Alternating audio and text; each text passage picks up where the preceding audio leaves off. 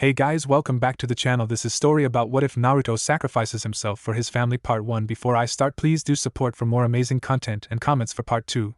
Do consider to subscribe my channel and share my video to your friends and check out the description as well. Let's start the video. The daughter of the late Madara Uchiha, Kushina Uchiha Uzumaki, though she never knew she was his daughter, she had just given birth to her 2 beautiful babies.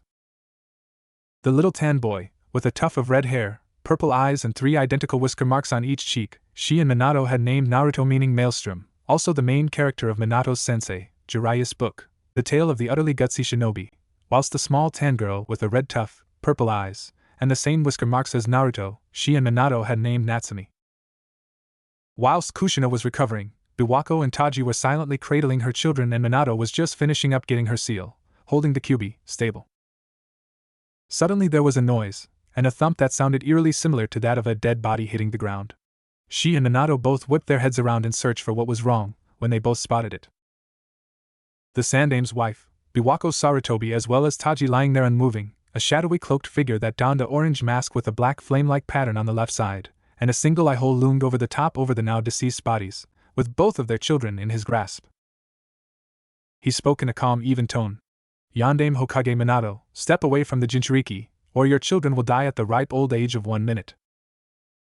As Minato was trying to figure out whom this masked man was, he was unaware that the seal holding the Kyuubi was slowly breaking, until Kushina cried out in pain. "Kushina!" shouted Minato with worry and alarm. "The seal's not done," he thought glumly. The masked man repeated again, in his calm tone. "Step away from the Jinchuriki, or do you not care if your children die?" "Hold it, Jay, just calm down," Minato tried to reason. "You should take your own advice, Minato. I am perfectly calm." The stranger spoke mockingly. He proceeded to toss both children into the air. "Naruto, Natsumi!" Kushina yelled with terror and worry as she saw her babies in the air and the mysterious man aiming a kunai at each of them. There was a yellow flash as Minato teleported to his children, safely moving them from harm's way. "I see, you live up to your moniker, the Yellow Flash," the masked man stated. "But now what?" he questioned. It was only then that Minato realized that the babies' blankets had several explosive tags covering them. Thinking fast, Minato safely removed the blankets and Hirashine to safety, whilst the tags exploded, covering the now open area in smoke and debris. "Minato! Natsumi! Naruto!" Kushina cried with worry. Meanwhile, Minato had Hirashined himself and his children to their house. He had tucked them in whilst thinking of what the masked man could be planning. He tried to separate Kushina and me, and is here when the Jinchuriki's seal is at its weakest. Could he be after Kyuubi? He came to his realization and yelled in frantic panic. "Shit! If he is, I'll have to go try save your mother. I can't let Kyuubi fall into anyone else's hands." Masked man and Kushina. After a while of staring at Kushina, he entered the seal, where he proceeded to use his Sharingan to control the Kyuubi. On the outside he spoke 3 terrifying words. "Come forth, Kyuubi!" Then it all happened. An enormous roar and a vile red chakra, the Kyuubi appeared in all its glory.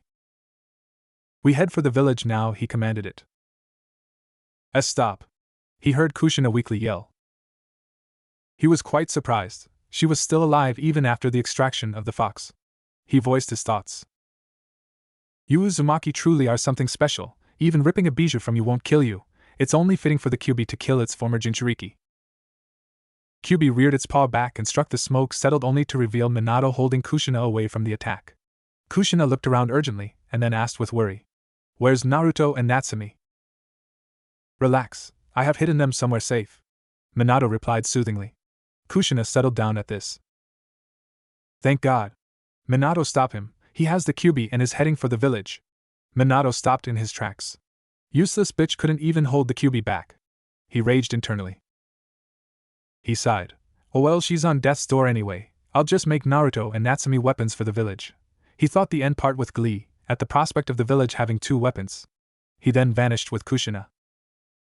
House Naruto and Natsumi. Minato and Kushina appeared in a yellow flash. "Why?" Kushina questioned quietly. Minato placed Kushina into the bed with Natsumi and Naruto. "Never mind why, just stay with Natsumi and Naruto," Minato replied sternly. Natsumi Naruto Kushina started to weep. "Minato, thank you and good luck," she said softly. Minato faced away from her and put his cloak on. I'll be back before you know it, he proclaimed cheerfully, on the inside though he was seething. Stupid whore, I can't let him reach the village or villagers, they are the most important thing, as well as keeping the weapon. Kukuku. Hiruzen. Hiruzen was sitting in an office doing paperwork covering for Minato when he felt something vile. It couldn't be, could it? He thought to himself. Suddenly an ANBU appeared in front of him. Sandame-sama, it's the Kyuubi. The Kyuubi attacked the village out of nowhere. The ANBU shouted frantically. It's as I feared, Hiruzen thought. I know, I'll hold it back, you go gather and protect the civilians, Hiruzen ordered. Hi, sir. With that said, the ANBU left. The Sandame had a bunch of questions running through his mind. Did Kushina's seal fail? Were all the safeguards we put up really not enough? Kyuubi. Kyuubi spotted Minato after he teleported to the Hokage monument. It immediately started to charge up a Bijudama and fired it at him. Minato, however, countered this by going through a string of hand seals at a very impressive pace. The Bijudama seemingly absorbed into the monument, whilst Minato held out one of his Hiraishin kunai. The Bijudama then exploded, safely outside of the village. The masked man appeared and engaged Minato in a short fight. Just as the masked man was starting to warp him, Minato teleported away. Minato.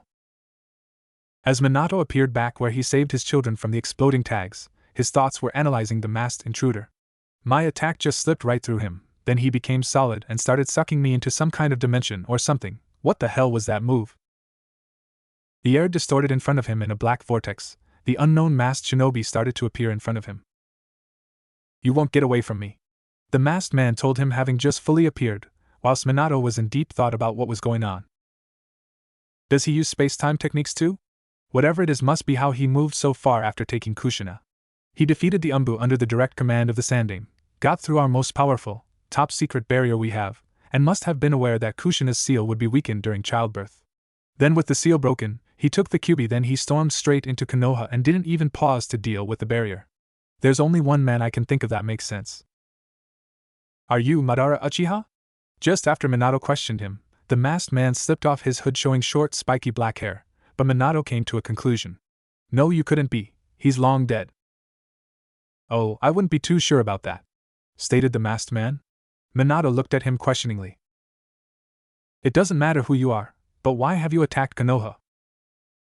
Oh, you know it's fun, it's part of my plan, to start a war to bring peace, the mystery man answered seriously. Minato looked at him with narrowed eyes, thinking about his opponent. Whoever he is, he's incredible. He can control the Kyuubi, wields space-time ninjutsu superior to the Nidames and my own, and clearly has evil intentions. If I don't kill him now, he will become a greater threat than the fox. There's no hope for any of you, knocked Minato out of his thoughts. The masked man charged him with a chain cuffed to his wrists. Minato met his charge as he went to stab him with his kunai. The masked man, however, simply phased through him. The chain proceeded to wrap around Minato, binding him tightly.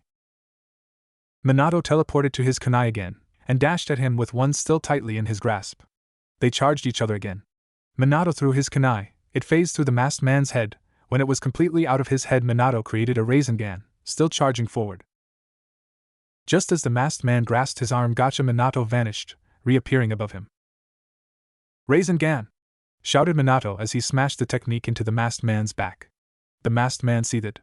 Damn it, he teleported to the kunai he just threw.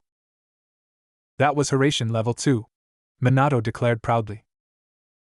Minato teleported to stab him in the back, and placed the seal on him. A contract seal, are you trying to pull the Kyuubi from my control? His masked opponent queered. Oh, I already did, it's no longer your weapon, Minato stated. It's mine. Kukuku, he thought with glee. You earned your title Yandame Hokage, you wrestled control of the fox and injured me in one move, but the fox will be mine. One day, the fox and the world will bow to my will. There are still many doors open to me. With those last few parting words he vanished, in a black vortex. Something tells me he wasn't lying, Minato though warily. Kyuubi. Hold it off until Yandame-sama arrives, yelled one of the many shinobi to his fellow comrades. Said person looks on in complete and utter terror when he sees that the Kyuubi is charging up its own attack, the Bijudama. This is awful, is the thought running through Minato's head as he sees Kyuubi charging up its Bijudama. A loud cry of Kuchios no Jutsu rung out, And all of a sudden the Toad Boss, Gamabunta, appeared in all his glory, the yondaime atop his head. He looked around and noticed the battle that was going on and the fact that he had been summoned on top the greatest known Biju, the Kyuubi. "The yondaime has arrived!" exclaimed one of the shinobi. Minato thinks back to what the masked man stated. "The fox in this world will bow to my will." He bows his head. "Hold the fox down for a minute," Minato yells to Gamabunta urgently. "Look, I may be big, but I'm not a miracle worker," Gamabunta exclaimed. "I need enough chakra to take him and the blast out of here," Minato yells again. Suddenly, he and the fox vanish. "Minato, did he teleport the fox in himself?"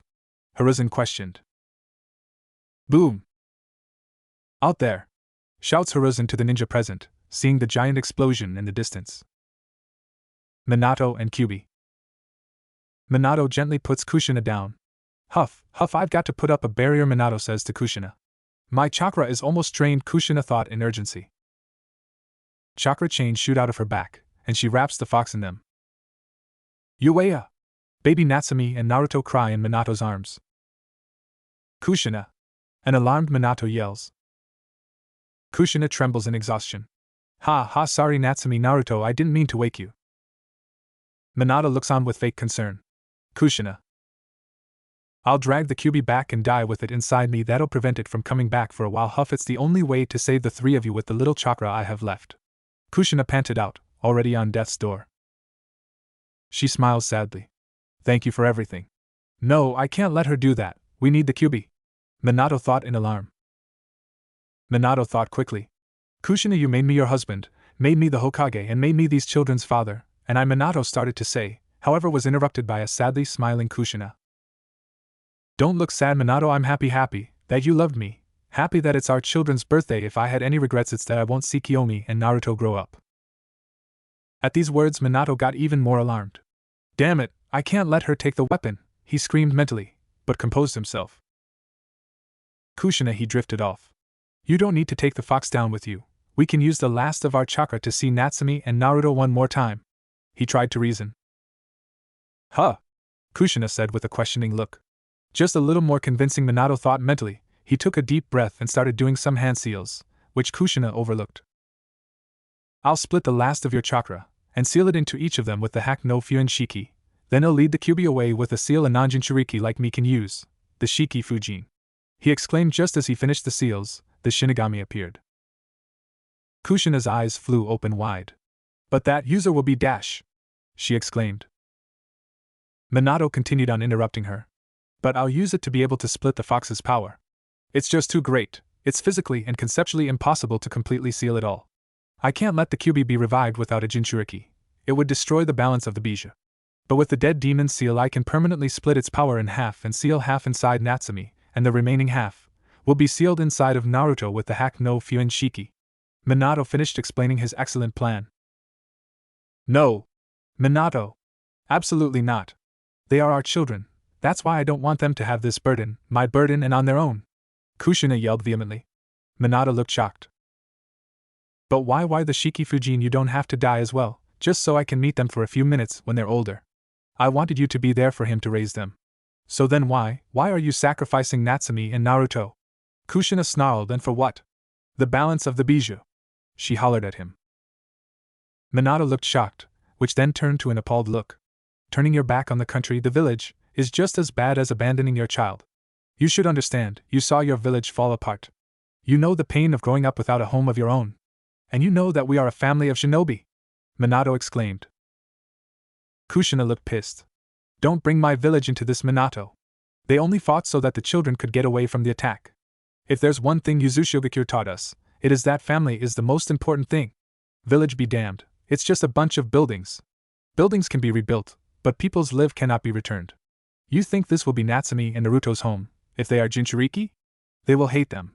I wasn't because no one knew. This is different, people have been killed, the village attacked. The information won't be a secret. The village will vent its anger," Kushina yelled in fury. Minato continued on. "I could never be a substitute for a mother, things that Natsumi and Naruto need to be taught that I could never do myself. That's the mother's job and I need you to carry it out. Even if you only have the briefest of moments to carry it out. It's not for you, It's for Natsumi and Naruto, smiled Minato. Don't change the subject. It's not for Natsumi or Naruto. They'll be on their own. And hated. How could you do this? Is the village more important to you than your own children? Kushina shouted angrily. Be honest now, Minato, she said quietly. Very well, Kushina. Minato snarls. He continued. The village is the most important thing. We need a weapon to protect it, he stated. Kushina's shocked look changes to rage, and then pure undulated hatred. I see, then I hate you. Minato Namikaze. I was actually starting to consider you my husband. But you're no longer my husband. You're not Natsumi's or Naruto's father. And you won't ever be now. As far as I'm concerned, you're just a sperm donor. Kushina yelled in pure hatred and fury. Minato is shocked, but then he chuckles. I never loved you anyway. I used you for breeding a weapon.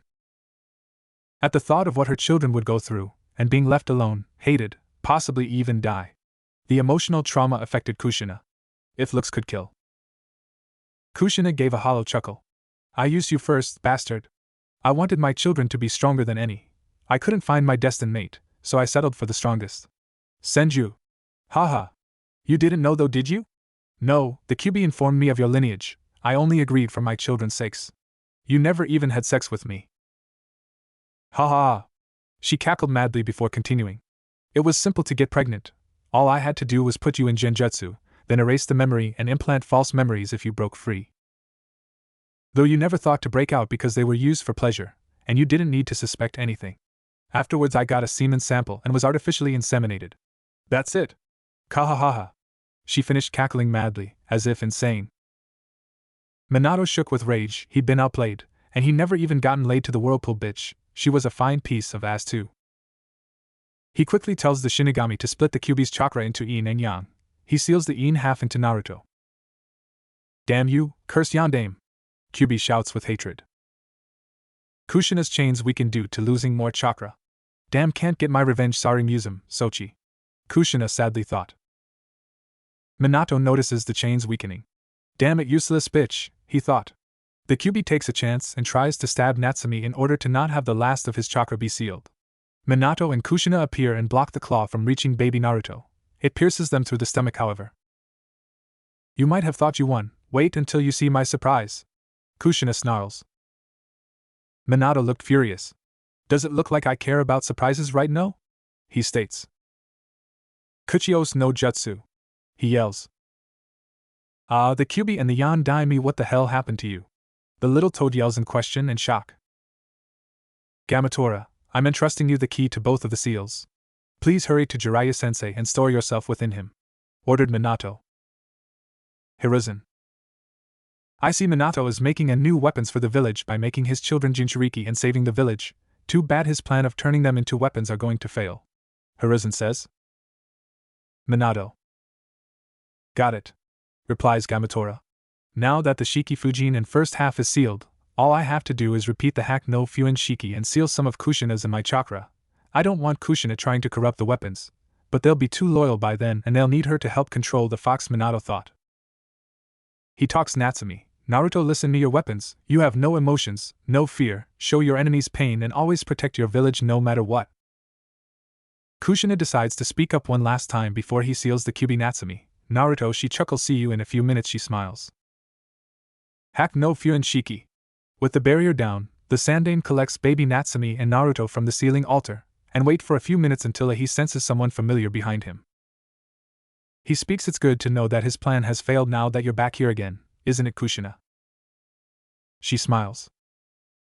Kushina Uzumaki was standing behind her grandfather figure watching him as he handles Naruto and Natsumi in his arms carefully, and then he slowly starts to walk to Kushina, then gives her both the twins, whom she looks at them with teary eyes. She didn't want her children to carry this burden that she carried before.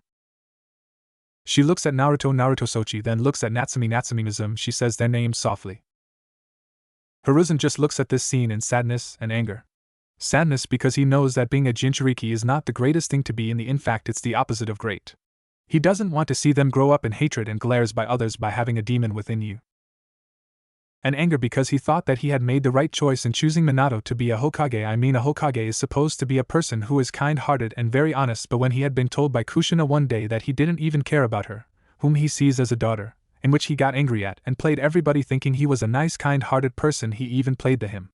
All Minato had cared about was turning the people into weapons and didn't even care if they died or not. It was like something that Danzo would do.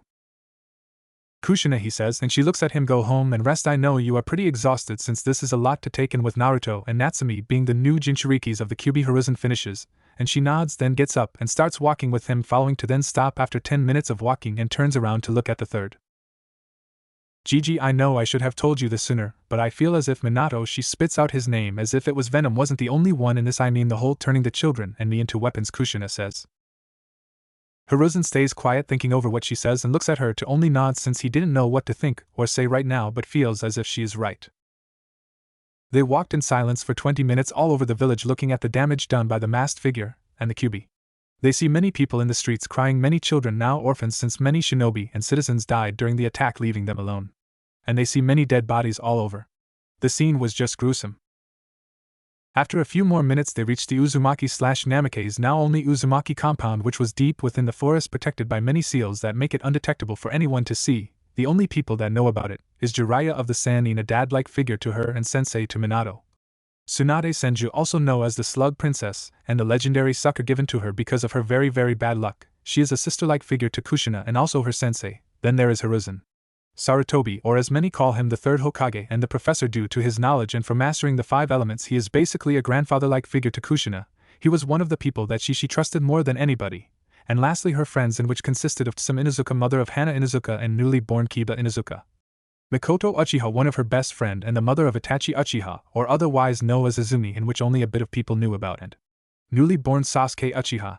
Hitomi Hyuga, mother of newly born Hinata Hyuga. Yoshino and Shikaku Nara, mother and father of newly born Shikamaru Nara. Mabuki Haruno, mother of newly born Sakura Haruno. Inoichi and Mrs. Yamanaka, I do not know her name, father and mother of newly born Ino Yamanaka. Choza and Mrs. Akimichi, I don't know her name, mother and father of newly born Choji Akimichi. Karina Yohi, otherwise known as the Genjutsu mistress for her amazing skills on Genjutsu, also a student on Kushina's team. Hana Inuzuka from the Inuzuka clan, another student in Kushina's team. Yugao Yuzuki, or as many people call her, Cat, due to her being an Umbu, and the Kenjutsu mistress due to her skills with a sword, being one of the few that are masters. And Enko Mitarashi, the 4th member of Kushina's team, since Orochimaru had left her after Minato had been named the 4th Hokage, leaving Enko with a curse mark seal. Since then the 3rd Hokage had put Enko in her team, thinking it could be for the better. All 4 of them being called the Ice Queens of Konoha, for rejecting every one of the men in Konoha and also hating perverts. Kushina opened the gates open and walked in, but after a few steps Sarutobi spoke. Kushina, I have to go and be at the council meeting tomorrow. Okay, Hiruzen says, and sees that she nods and leaves to go home and rest. Kushina walks into her home and goes directly to bed with her children to sleep, hoping things could get better in the future. -1 hour earlier. Kushina had just come back. You know what happens from then on, but what they didn't notice was that there was a person with an Umbu uniform and a blank mask with the words Eni on it watching the whole thing, and Shin away to report to his leader. Root bases. Danzo-sama, the root Umbu says. Report, Danzo says, emotionless. Danzo-sama, something has happened that had caused Minato Namikaze to die, but not before sealing the Kyuubi into his 2 children, twins Naruto Uzumaki Namikaze and Natsumi Uzumaki Namikaze, making them the new Jinchurikis, he says, and sees Danzo's smile. But after the sealing was done and both Minato and Kushina, or at least I think it was her, he sees Danzo raise an eyebrow and decides to explain. You see, after they both had died, Kushina had come back after a few minutes and looked. Okay, Danzo-sama, he finishes. She has come back, you say. Well, that is an unexpected turn of events, Danzo says, but no matter, we will go as continued with the plans, he says. Sir, what about Kushina? The root said. Leave her for now, and do not do anything. If not, then it will cause too much suspicion, he says, knowing that if he did anything then it will cause too much suspicion. Hi, he says, and shun away.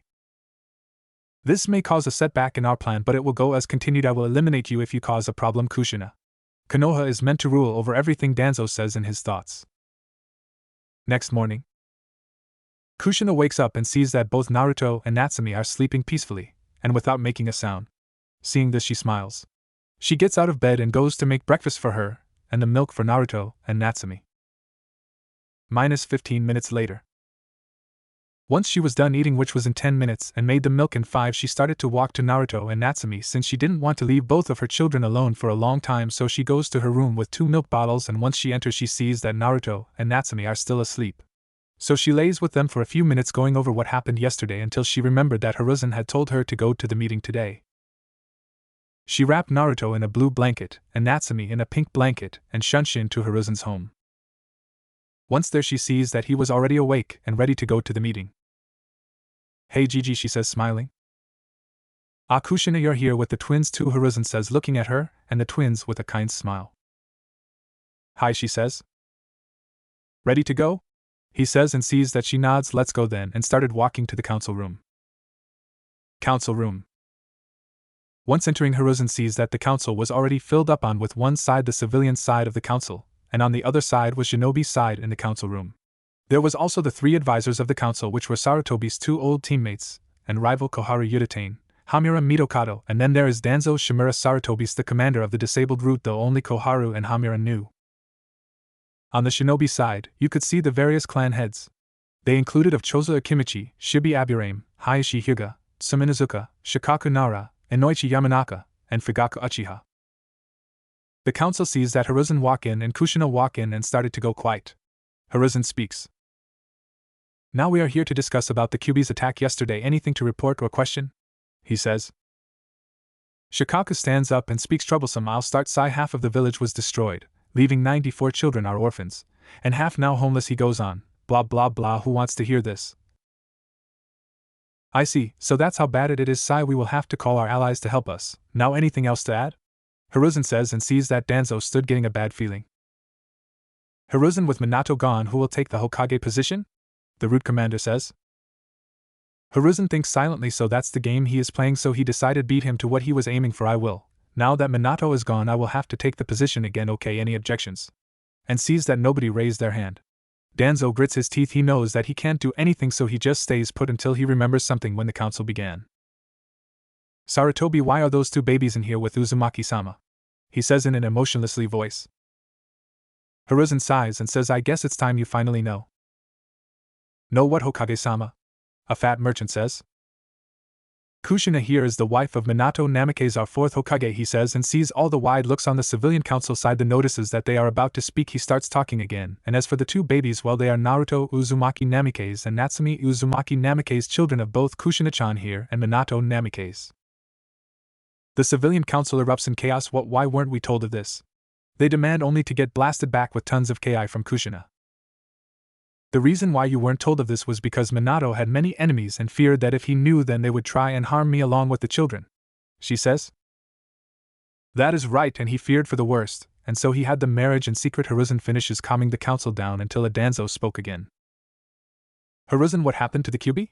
He finishes, wanting Sarutobi to tell that the twins are the jailers so the plan could go into motion, but did not expect the answer he received.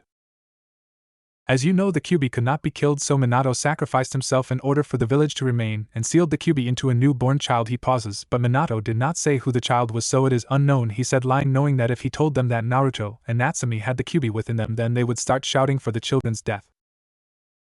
Danzo on the outside but in the inside was gritting his teeth. Koharu speaks up. "Hiruzen, how are we going to know who the children are?" "Only time will tell, Koharu. Only time will tell. Now is that everything?" "Good, now dismiss." The third finishes and everyone stands up and leaves, leaving behind Kushina and Hiruzen. Kushina starts to speak up. "Well, that went okay," she says, smiling. "Yes, but we still have to be weary of Danzo from now on since he was acting strange and was looking at Naruto and Natsumi a lot," the third says. She nods. Hi. She leaves. "Hope things won't be too troublesome." He thinks, going back to his old office. Danzo. "Damn it, my plan backfired," he screams mentally and goes on for a few more minutes until he thought of something. Yes, that might actually work. He starts grinning like a madman. "Root!" he shouts. Suddenly 5 root are in front of him. "Hi! I want you to spread rumors," Danzo says. "What rumors, Danzo-sama?" one of the roots say. "Rumors that Natsumi Uzumaki Namikaze is the Jinchuriki of the Kyuubi." He finishes with a man-and grin while thinking, ha ha ha, since the village was attacked, then their hate will surely come over them, ha ha ha ha, this plan is perfect. "Hi!" the roots say and leave. While still grinning, he thinks, "Hiruzen, you fool, you really didn't think me and Minato didn't have a backup plan, did you?" -3 days later. The rumor spread fast, and by fast I mean like Hiracian fast. When Kushina found out about the rumor, Well, let's just say she was really pissed. She attacked anyone who said anything bad about her daughter. She had her suspicions on who it was, but she didn't have proof to tell the Hokage it was him. When the Hokage found out about the rule, the only thing he could was just put out a law so that no one would speak about Natsume's status, but that failed. He also had another problem, and that was Danzo, his old rival. After Natsume's status was revealed, Danzo was constantly trying to get Natsumi under his root program, but Hiruzen was always one step ahead and declined him, saying that she would be better as she was with her family and enjoyed her childhood somewhat, since many children will not want to play with but still enjoy her childhood. With Kushina, Naruto, Natsumi. Kushina was looking at her son and daughter sleep peacefully, but was looking a little bit more at Natsumi sadly because of her status that was told. She didn't want her daughter to live the life of a Jinchuriki, in which was a life full of sadness, hate, and loneliness, but since she and Naruto were alive, she didn't have to live a life full of loneliness. She then heard a knock at the door and knocked her out of her thoughts. She went downstairs to the door and opens it only to see Jiraiya. "Ero-sennin," she says excitedly and hugs him to death. "Hey Kushina-chan," he replies back, trying to breath. Kushina notices that when she looks up and quickly lets go. "Sorry, I'm just so happy to see you," she says while rubbing her head sheepishly. Jiraiya quickly breaths in all the air he could, wondering if Kushina's strength is similar or greater than one of Tsunade's punches. After a while he was all okay. "Come in, Ero-sennin," and she moves out of the way and he comes into the house while noticing that all the pictures of Minato are gone, which is all the pictures, but he couldn't blame her. He goes into the living room and sits down in a sofa. "So what brings you here, Ero-sennin?" Kushina says, wondering. "Well, first of I'm here to says Sai that I'm sorry about what Minato did. If I had known then he starts only to get interrupted. "Don't worry about it, Ero-sennin, I forgive you. Besides, you didn't know. If you had then, you would have told me earlier," she says, waving him off. Jiraiya sighs in relief, knowing that Kushina doesn't hate him. "Thank you, but the thing that hurts me is the fact that he was like a son too, and he played me. Do you how much that hurts?" He finishes angrily and sadly with tears down his face. "I knew most of my life," she says, and sees that he looks at her in confusion, deciding to continue. "From when I came to Konoha, I instantly felt like I didn't belong here, but since the Senju and Uzumaki were allies, then I had no other choice. So I stayed, but I still felt like this place was evil and corrupted. That's why I felt like I didn't belong there. After a few days I decided to tell Mito-sama, and what her answer was surprised me." Only for Jiraiya to talk. "What was it?" he says. She said that when she first arrived she felt exactly the same. Surprising to him, she said that the most she felt evil and corruption was from Hashirama Senju. Surprising him even further, I know, right?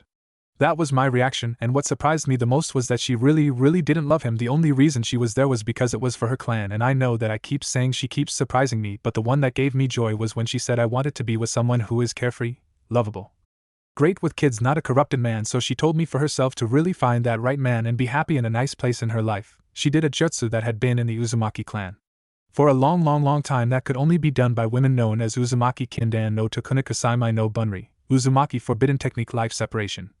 She pauses. What it does is basically it creates another you just like a clone, but this one doesn't. Dispel the drawback to this forbidden technique is that you, the original one, can't be around at the same time as the other, so the original has to be put in another room that is meant for this technique, and when going into the room you will be given 3 choices to how you want to get out, or when you want to get out. 1. The one you're chosen to be with goes to the room and gets you, which is the one Mito-sama chose, and how you say will he get you? Well, he will be attracted to the room like something is calling him. 2. When your other dies, and which is the one I chose, then you will awaken. 3. Whenever you want to awaken you can, but the other dies as soon as the original awakens. When you're in the room, then your body will stop aging at around 25 and will remain young. Also, when awakening you'll receive all the memories of your old life, but then you will have to train harder to be back in shape as the clone you. Anyways, as I was saying, when she told me about this technique that she used, she gave the option of doing it or not, saying I was like granddaughter to her, so it was my choice. She pauses again. So I did it, but unlike her I chose the second option because I already knew that I was chosen to become the second Jinchuriki of the Kyuubi, and childbirth was dangerous for me, that it might cause me to die. Explaining why I am here today. As for Minato, well, the first day I introduced myself in the academy, or rather my other introduced herself, she felt evil, corruption, and greed from him, so she played him too. Gladly she slashed me, still hated it when people called her tomato. But anyway, she knew from the start that he was evil and up to something. She finished and looked at Jiraiya, who looked like a gaping fish. It took about 10 minutes for him to snap out of it, and looked at Kushina. Wow, Kushina was the only thing he said. I mean, this whole thing was a whole lot to process. Yes, sorry for keeping this a secret from you. Since you were his sensei, then I didn't know whether you would tell him or not, she says. He nods in understanding, knowing why she did it.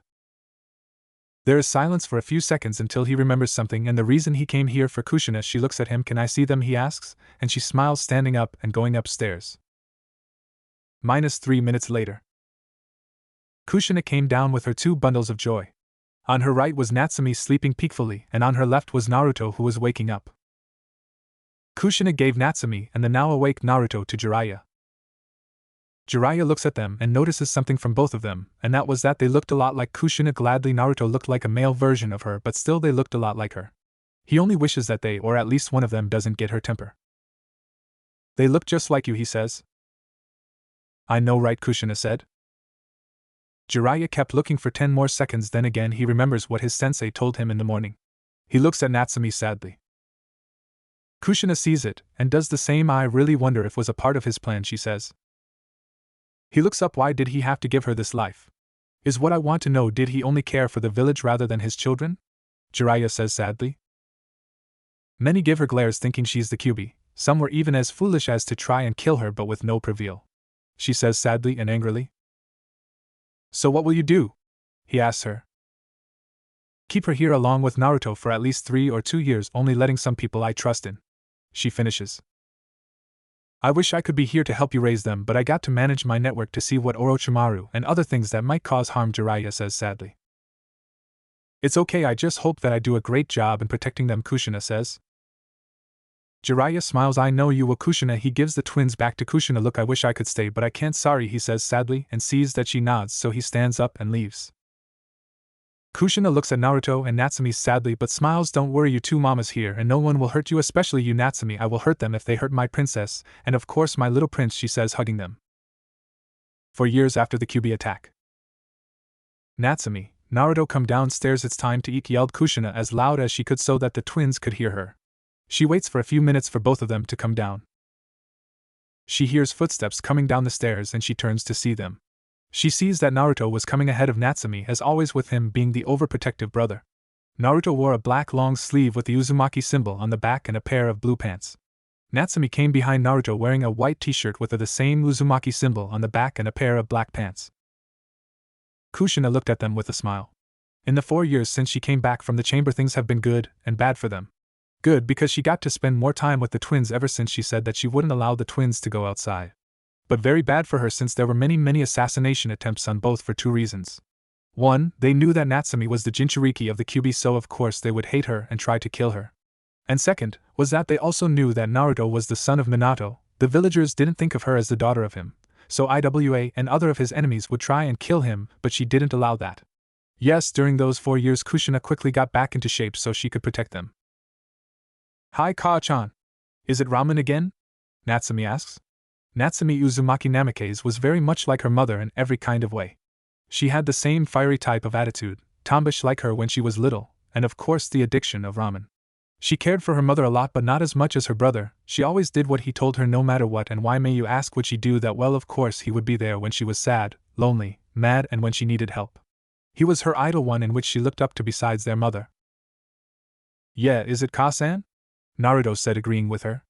Naruto Uzumaki Namikaze was very smart for his age, even more smarter than when Izumi was when she was little. Naruto started to walk when he was just 12 months old, and started talking at 13. Kushina's friends called him a prodigy of all prodigies because of his smartness. Naruto knew what was happening around him at the age of 2 1/3. He knew that people were out to hurt him and his sister, so taking an extra precaution, he always stayed with his sister to protect her no matter what. Naruto had a happy yet calm exterior. Natsumi, Naruto, it's not always going to be ramen, Kushina says, looking at them, and sees their sad faces when she said it wasn't ramen, so she does what any other parent would do when they see their children upset. Gotcha, she says, not wanting to see them sad. They both lighten up after hearing that they were gonna have ramen. That's not funny, Ka-san, you know how much, Natsumi-chan, Naruto said. Sorry, Sochi, Musum, she apologies, anyways, it's time to eat. Naruto, Natsumi, and Kushina start eating in silence until Natsumi breaks it. Ka-chan, when are Anko-ne-chan, Karina-ne-chan, Yugao-ne-chan, Hana-ne-chan going to visit again? I want to see them again, they haven't come in a long time, Natsumi says sadly about not seeing her sister-like figures. Musum, you know they have missions to go on, Kushina says. I know they will come back to see you when they have time, she says, trying to cheer her up. I know, but I miss them, Natsumi says, upset. Naruto sees his sister, and also tries to cheer her up. Don't worry, Natsumi-chan, they'll come, he said. Natsumi looks at her brother and cheers up once he says that. She always trusted her brother. Okay, Oniai-chan, she says happily and goes back to eating. Kushina watched the whole thing with a smile. After a few minutes they finished. Thank you, Ka-chan/Sen, the twins say. You're welcome, now go take a bath, Kushina said. The twins went up into their room and took a bath together, while Kushina went to wash the dishes. -10 minutes later. Natsumi got out of the bathroom first, and since her Oniai-chan was still taking a bath, she went to go see her mom. She walked through the hallway and went to her mom's room.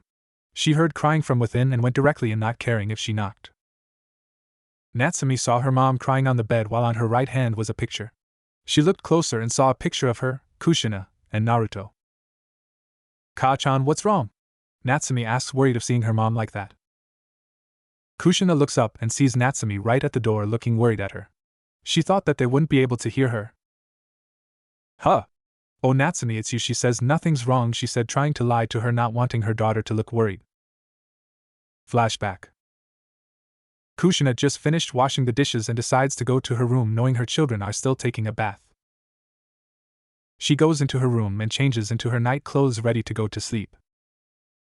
After changing into her night clothes, she was about to lay down until she sees the picture of her Natsumi and Naruto. She takes it and remembers what happened so far. Kushina remembered all the assassination attempts that came on Natsumi and Naruto. All those memories started making her tear up. It's all your fault, Minato, because of you they will never have a normal life, she started to crying. She didn't want her son and daughter to live a life of always watching your back in fear. She started crying more until Natsumi came in. End flashback. Okay, Natsumi said, still worried. Where's your brother? Kushina says, noticing that Naruto wasn't with Natsumi. He's still taking a bath. Are you sure you're okay, Ka-chan? Natsumi only received a smile in return. I am, thank you, Musum, Kushina said. Now go before your brother gets worried. Natsumi quickly went back, not wanting to worry her brother. Once she left, Kushina looks back at the picture one last time before going to sleep. Naruto. Naruto got out of the bathroom and noticed that Natsumi wasn't there, so he went to bed figuring she might come later. Naruto laid on the bed looking at the ceiling, going over the things that happened until now. When Naruto was little, he was always curious on the things that happened around him, and what interested him he would try see what else is there to it. He knew his mind was more advanced than those his age. He also knew that he was the Jinchuriki of the Kyuubi when he was 3 years old, and how did he find out? When he read a book on how to unlock chakra, it said that the best way to do it was to meditate, and guess what that led to? Flashback. 3-year-old Naruto had just finished reading a book on how to unlock chakra. And it had said that an easy way to do it was to meditate. So he went into a meditative pose and meditated. Mindscape. Naruto opened his eyes and saw that he was in a sewer. He got confused. He was just in his room and now a sewer. He stood up and looked around and suddenly saw a light at the end of the sewer passage, so what else to do than go towards and see what was at the end. Getting towards the end of the light, he saw that there was a huge room and in front of it was a cage with a paper that said seal on it. He took more time to look around when he started getting bored, so he went to the cage and tried to see what was behind it. Hello? Is anyone there? He asked. He heard a growl and suddenly a demonic voice spoke. So my jailer finally decided to meet me? That was quick, a deep voice said. Naruto was startled by the voice and looked and saw a fox head coming out of the dark. After a while, Naruto decided it would probably be best if he knew what was going on. Ano, if you don't mind me asking. Where are we exactly? And who are you? The fox blinked. Right now we are in your mind. She made a sweeping gesture to the area around her. This place is called your mindscape. Think of it as a place inside of you that you can go to when you want to or are in trouble. Naruto only understood that this place was somewhere he could go to whenever he wanted to, but he really didn't understand what she meant by his mind. Could people go into their minds? Despite his confusion, he nodded anyway, figuring he would learn what she meant eventually. The fox continued, as for my name, it's Kurami. However, you may know me better by my title of Kyuubi no Yoko. Naruto thought for a moment. He had read a book about the Kyuubi before he was sure of it. He blinked as he recalled the information. I thought the Kyuubi was an evil demon that the Minato killed. There's no way you can be the demon. I am Kit, Kyuubi said sadly. However, I am not evil as people say I am. I was controlled into attacking your village. It pauses. As for the Yondaime, while he did defeat me in a sense, but he could not kill me. Demons cannot be killed by mortals, so he did the next best thing by sealing me into a newborn, in this case 2 babies. Sealed? And Natsumi is the second baby, right? Asked Naruto, not really understanding what that means. Yes, I am inside of you, it said, wondering how best to describe the art of sealing, or at least how it pertained to their situation to a 3-year-old. It shook its head. There was nothing it could really say that would make sense to the boy. All you need to know for now is that I am inside of you. And yes, your sister is the second baby. Why did he put you inside me? Naruto asked, growling now that he knew he had a demon within him because of his father. The only thing I heard before I was sealed within you and your sister is that he was trying to make you, your sister, and mother weapons for Konoha, the Kyuubi said. Naruto, hearing that his own father was making him, sister, and mother weapons for the village, made him really angry. In fact, angry wasn't what he was feeling right now. No, right now he was downright pissed. After a few, 20 minutes he calmed down, but he was still pissed.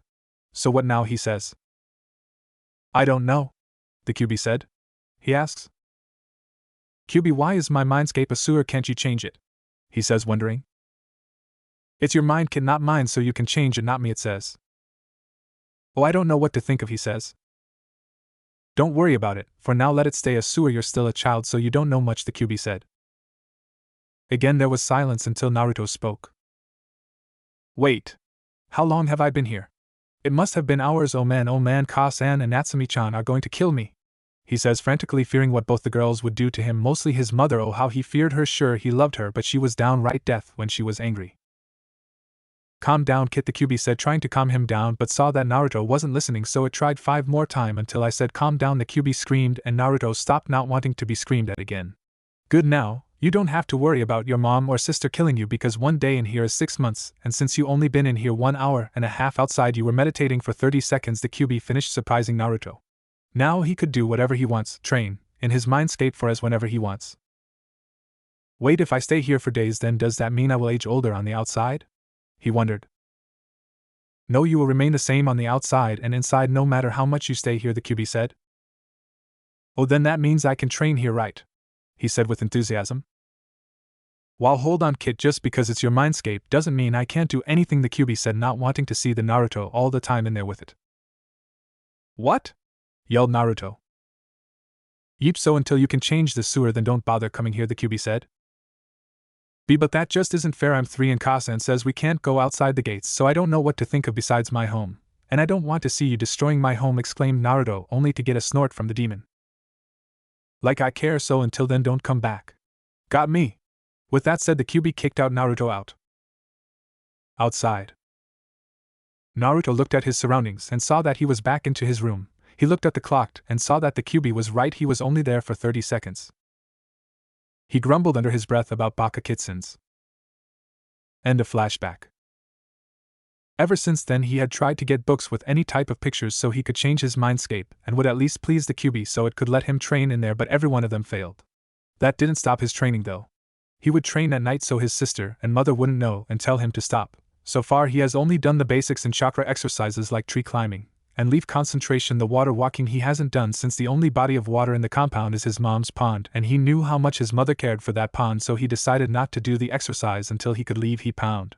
He read many scrolls, but that was all he could do for now. Naruto was already asleep when Natsumi had come in.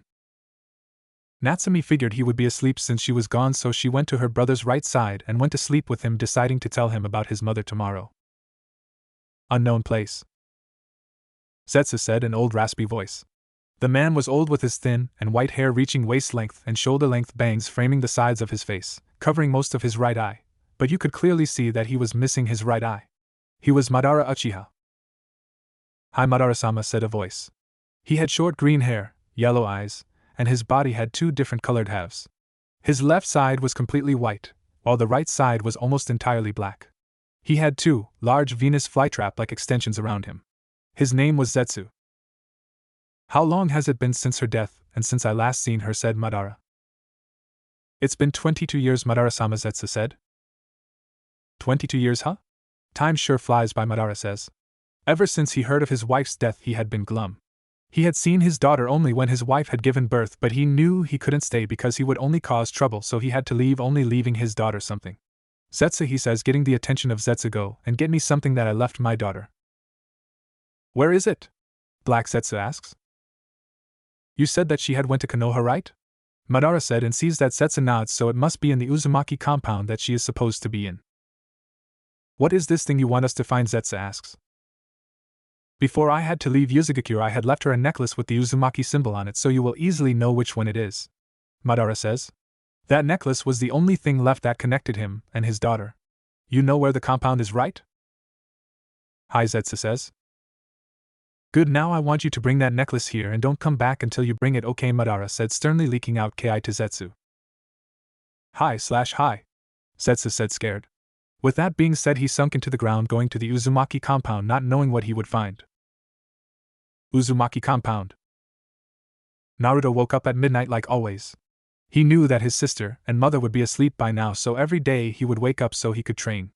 Every day he would go to the compound library to see what he could read while doing the chakra exercises. He walked through the hallways quietly so that he wouldn't make a sound that would wake up his sister and mother. Once out of the hallway, he made his way to the library. He opened the door to the library and started choosing the books that were interesting to him. Okay, that about it, let me see. He looks over at the books he chose. Yeep, that's everything. He finishes and is about to leave when he heard something coming out of the ground. Naruto turns around and sees a plant-like thing coming out of the ground. The plant-like thing opens up and reveals a person with one side black and the other white, both having yellow eyes. Naruto was shocked for two reasons. One was because he had never seen a person like him before. And two was because of how he got into the compound. He knew only the people his mother let in could get in, but this person thing just came in without his mother knowing. Zetsu opens up and the first thing he sees is a little red-headed boy in front of him. He was confused as to why the boy was there. I mean, he knew that people by now would be asleep, so why was this kid awake? He notices that the kid had books with him of different types of genres. He also notices that the kid was just standing there not moving and knew that he wasn't going to do anything soon, so he spoke first. Who are you? Black Zetsu spoke. Naruto was knocked out of his thoughts when he heard the plant man speak. He pauses. Naruto said cautiously. Zetsu nods. And since Naruto wasn't going to speak anytime soon, he took some time to get a look at Naruto more. By the looks of it, the kid had started to do basics in chakra control. He saw the books, remember. He was healthy for his age and intelligent too. When he reached his face, he saw the kid had 3 identical whisker marks on each cheek, which made him confused since he knew babies or people aren't born with whisker marks, but what surprised him was his hair and eyes. He had red hair with purple eyes. Zetsu only knew of 2 people who had both, and one was the wife of Madara, but he knew she was dead, so it had to be Kushina, the daughter of Madara. This made him suspicious. Zetsu asking, is your last name by any chance Uzumaki? Getting the kid, who was still scared and feared, to look at him. Hi, Naruto said, still not sure whether to trust the plant man, but he knew that it could kill him in seconds. He saw that the plant man looked satisfied when he said he was a Uzumaki, so he thought maybe all he wanted was info, not hurt him. Is your mother by any chance Kushina Uzumaki? Zetsu asks again, wanting to confirm his suspicions. When Zetsu said his Kasan's name, he wondered how he knew her, but nonetheless he nodded. I see, Zetsu said. I need you to come with us, he said / demanded, knowing that if he brought Naruto to Madara, then the old man won't be depressed anymore, which made him annoyed. Where? Naruto asks. To our master, Zetsu said. Will I come back? Naruto says, wanting to know if he was going to come back to his family or not. He didn't want to leave because his family would be worried sick of him, or would beat the shit out of him for leaving without saying. Yes, Zetsu says, putting his hand out for Naruto to take. Naruto looks at the handout and doesn't do anything, debating to himself whether to go or not, but after 2 minutes he grabs the hand. And once he grabbed the hand, he started sinking to the ground. Unknown place. Madara was sitting in his throne, lonely, waiting for Zetsu to show up, while at the same time remembering the things that happened. Once he had learned of the Kyuubi attack in Konoha, he immediately sent out Zetsu to look and see if his daughter was okay, but when he came back he had told him that she was dead. He saw the clone's body, making him feel as if the world didn't matter anymore. She was the last thing that was precious to him, and now she was gone. The necklace that he left Kushina was the only thing that connected him to her. When she had been born, that was the happiest moment in his life, but he knew that if he stayed, then he would cause trouble to Yuzugakure. Since he had enemies outside, they would try and hunt him down, even to go as far as to kill his family just so they could ruin his. Well, that is if they found out, but they didn't. He had been snapped out of his thoughts when he heard something coming out of the ground. He turned around and saw that it was Zetsu. He thought it would take longer, but he guessed he had found it quicker. Have you found it, Zetsu? Madara said. The white half of Zetsu spoke up. Well, you see, he said nervously. Madara narrowed his eyes. You see what? We didn't find it. Black Zetsu was cut off by a very, very angry Madara. What I told you to not come back without the necklace. Madara said angrily. He specifically told Zetsu to not come back without it, and he did just that. Are you ready to pay the consequences for disobey this time? Madara was cut off by Zetsu. Wait, you didn't let us finish, yelled Zetsu frantically. He saw that Madara had calmed down a bit, not much but a bit, so he continued quickly since he didn't want to get Madara angry for keeping him waiting. As we were saying, we didn't find the necklace, but we found something else. It's something that might surprise you and interest you, Zetsu said. Now at this Madara was interested. I mean, it's not every day that Zetsu brings interesting news, or better yet things. Well, what is it? Madara said anxiously. Zetsu saw that Madara really wanted to see what it was he brought, so he opened his large Venus flytrap-like extensions a little more, and within it was Naruto, who was looking confused. Madara saw that a little red-haired boy came out. He had purple eyes and 3 whisker marks on each cheek with clothes that he knew were his pajamas. Although he looked more at the kid's red hair and purple eyes, which got him thinking. He only knew of 2 people who had red hair and purple eyes but were dead now, so he put that thought away. He noticed that the kid looked confused.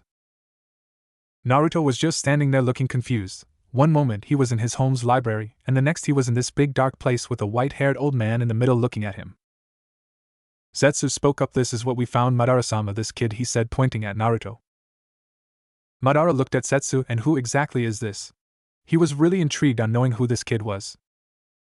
This is Little Tomato White, Zetsu said happily. Naruto grew a tick mark when Zetsu had said Little Tomato. He didn't know why, but he hated being called tomato, or anything that was an insult to his hair. I'm not a tomato, he screamed at Zetsu. Madara was surprised by the outburst. I mean, one minute he was confused but calm, and the next he was angry at Zetsu for just saying Little Tomato. So why did you bring him here?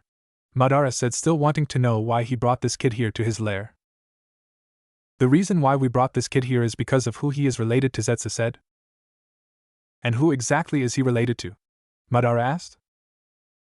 Well, rather you asked him, Madara-sama, Zetsu said, since he wanted to see how Madara reacted when the kid told him himself who he was related to.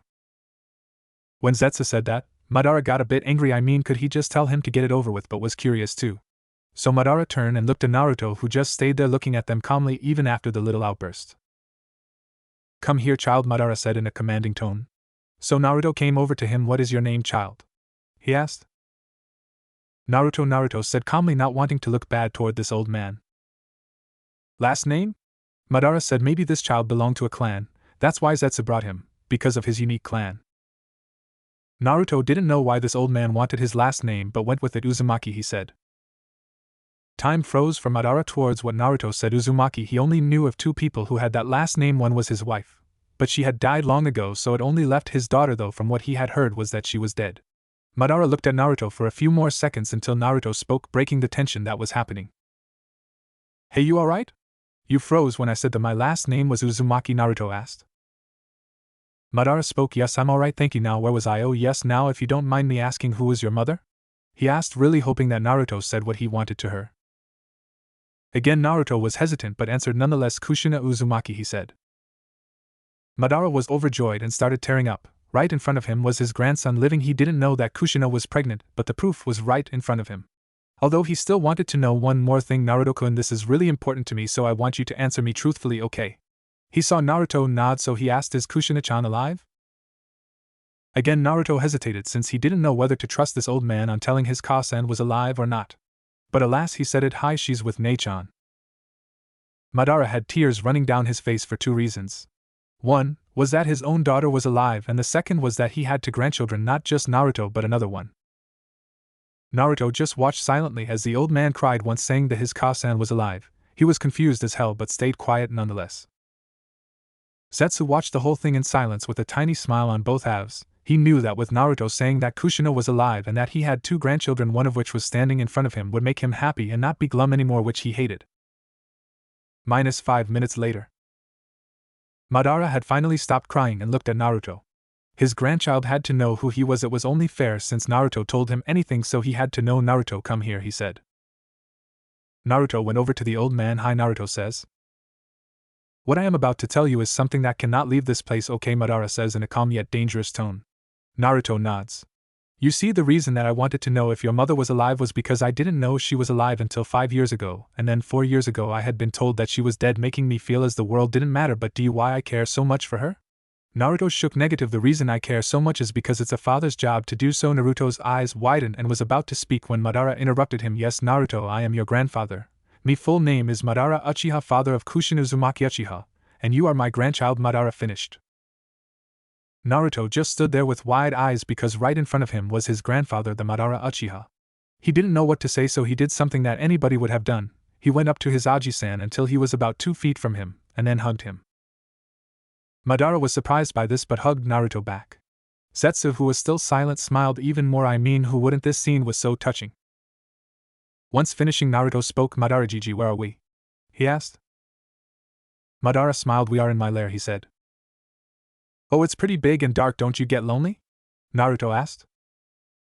I do, but enough about my loneliness. Tell what has been happening in your life, Madara said. Naruto explains that he started doing the basics in chakra control and about the assassination attempts that have happened that could have killed him and his sister if it weren't for his mother. Madara was amazed that Naruto started doing the basics in chakra control at the age of 4, which amazed him, but got upset when he heard of the assassination attempts. After Naruto had finished, he remembered something very, very important. Wait, what time is it? Oh no, what if Ka-san starts worrying? Oh, Ka-san is gonna kill me, he says frantically. Madara looks at Naruto and chuckles. The whole scene was just funny for him. Don't worry, Naruto, you only been here 3 hours. He sees that Naruto calms down but soon yawns. It seems you're sleepy, Sigh. Well, I guess it's time for you to go, he says sadly. I mean, he wanted to spend more time with him, but if he didn't go home, the Kushina would start worrying. Hi, Gigi, Naruto says. Wait, will I come back? He asked. Yes, you will. You just call for Zetsu and he'll appear, although do it at night. Okay, Naruto nods. Good. Now, Zetsu, please take Naruto back. And Naruto, remember, don't tell anyone about this, not even Kushina and Natsumi. Okay, Naruto nods again. Zetsu goes to Naruto and grabs his shoulder. Bye, Gigi, I'll come back tomorrow, Naruto says as he and Zetsu sink into the ground. Bye, Naruto, Madara says with a happy smile. Uzumaki compound.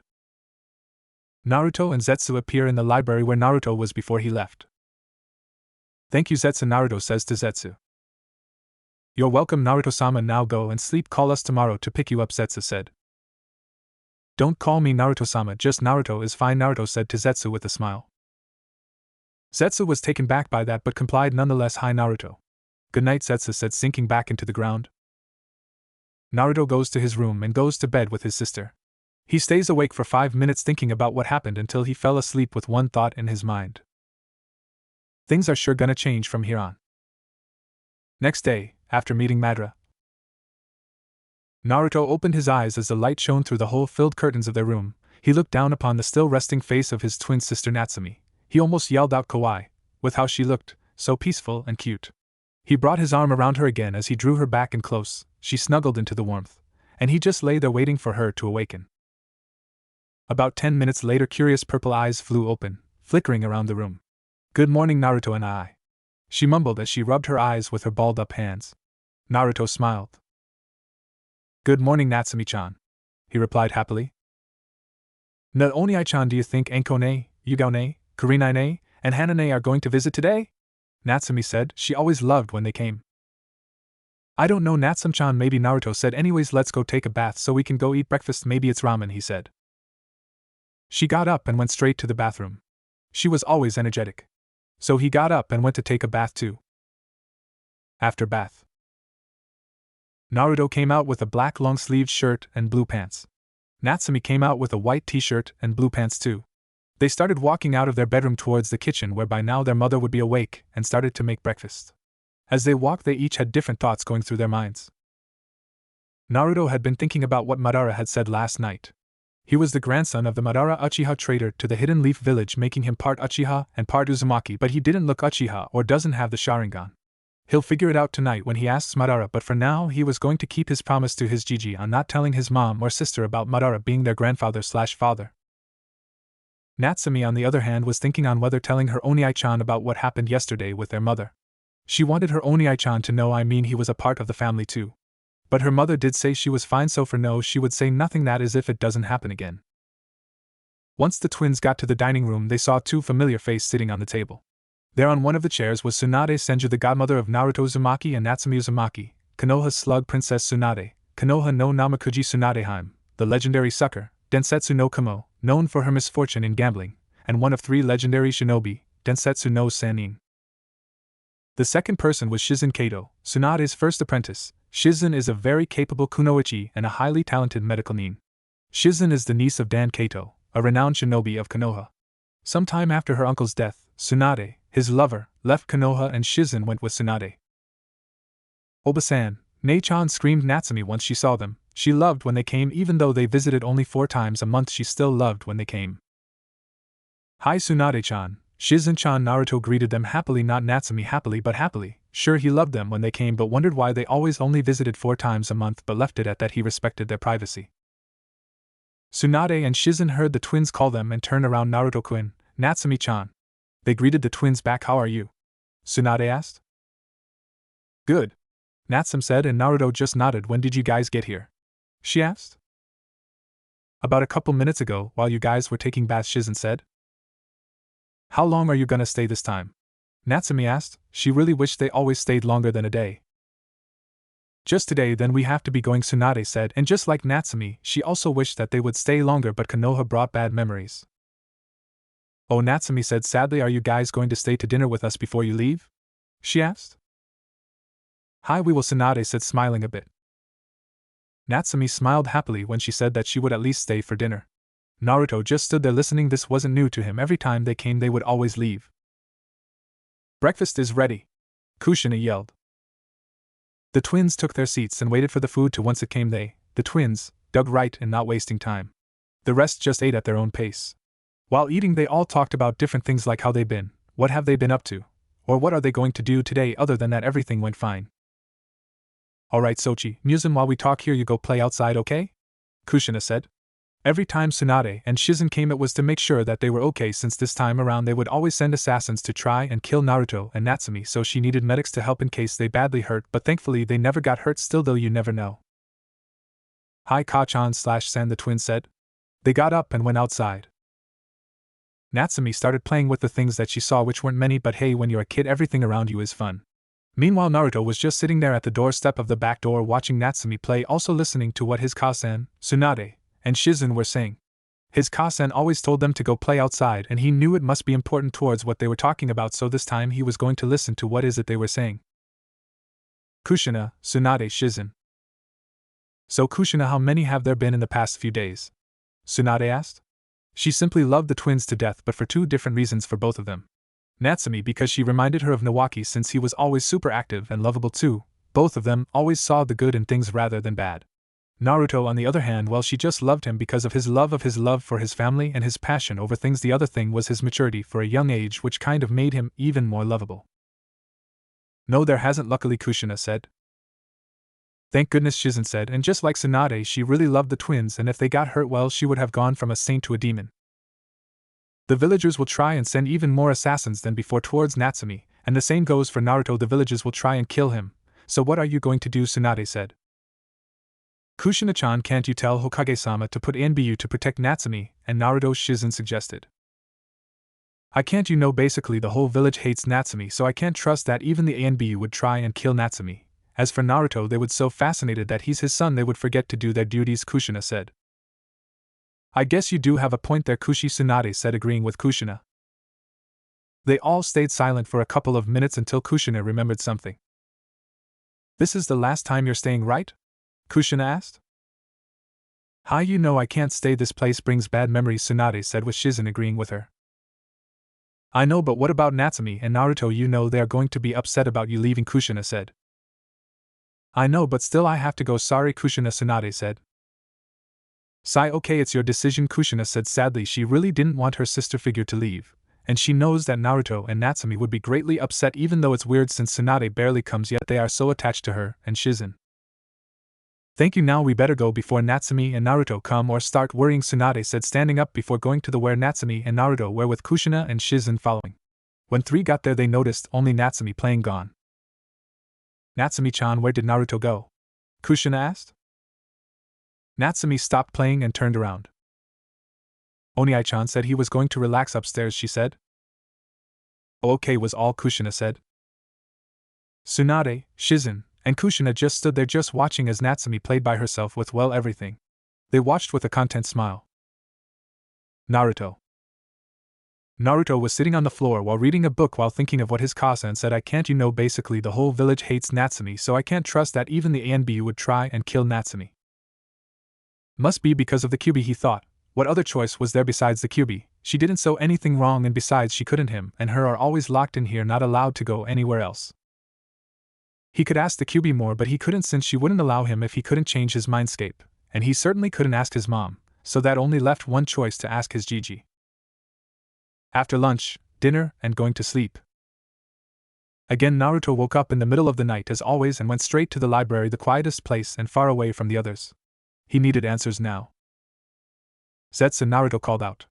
He heard something coming out of the ground from behind, so he turned around and saw that it was Zetsu. Opening up, which was still weird to him, but he just shrugged it off. Yes, Naruto, Zetsu said. I need you to take me to Madara Gigi. I need answers that he could answer for me, he said / commanded. Hi, Zetsu said, grabbing Naruto by the shoulder and then sinking into the ground. Madara's lair.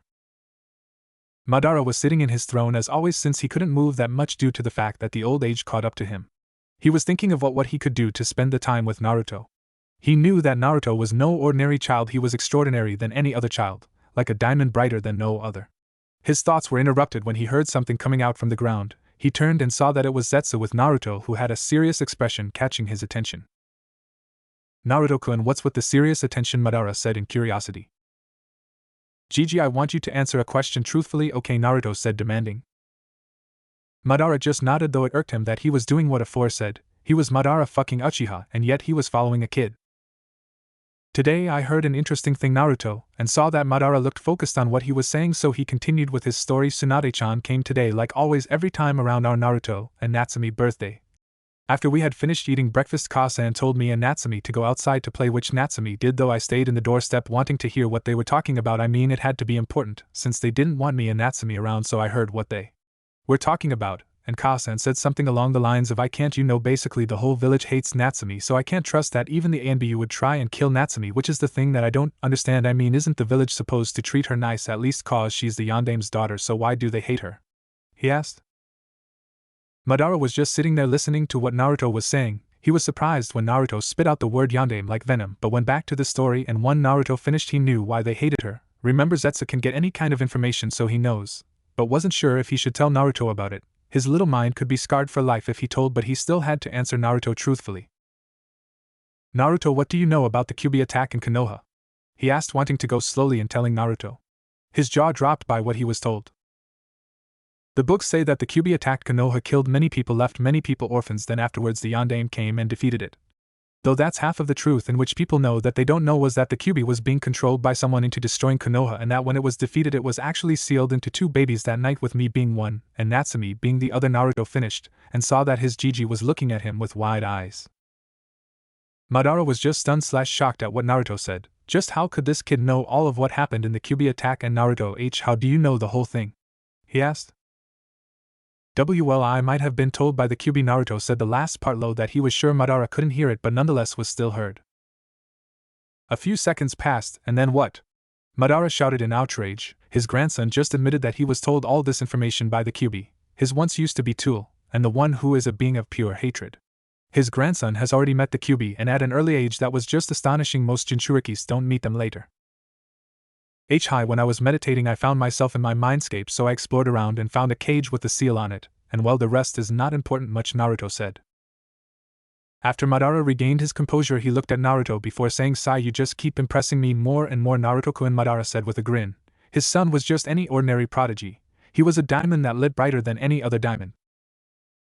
Naruto just scratched the back of his head sheepishly. He was being complimented by his own grandfather, the ex-Uchiha clan head from a clan who were always full of themselves, yet here was one complimenting another.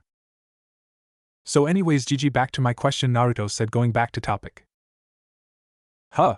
Any as to why the villagers want to kill her is because they view her as a monster, Madara said, knowing the Leaf's villagers' stupidness and idioticness. Naruto just stood there, only 4 words going through his head: villagers, her view monster. He would have thought that the daughter of the oh-so-great Yandame would have been thought as a hero, but here they are looking at her like a monster, wanting to kill her just because they think she is a monster. That must have been the reason why every year around their birthday there have been assassination attempts on her. It all made sense to him now. They think she's the Kyuubi, don't they?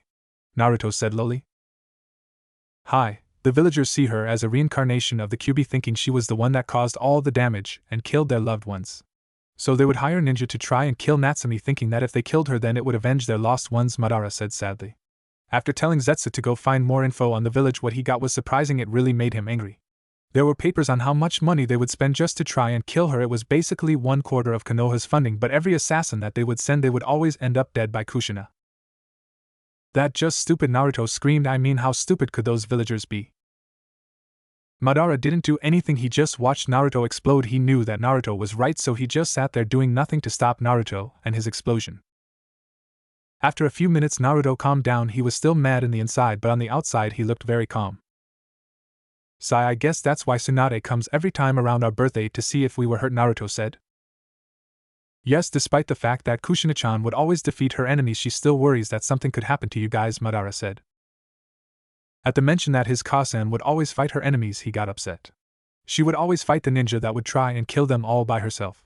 He didn't want her to do it by herself, he wanted to do something too. He wanted to protect those precious to him. He didn't want to be useless and watch others like his Kasan fight for him. Naruto looked at Madara with a determined face. Madara saw this, and he hoped he knew what was coming next.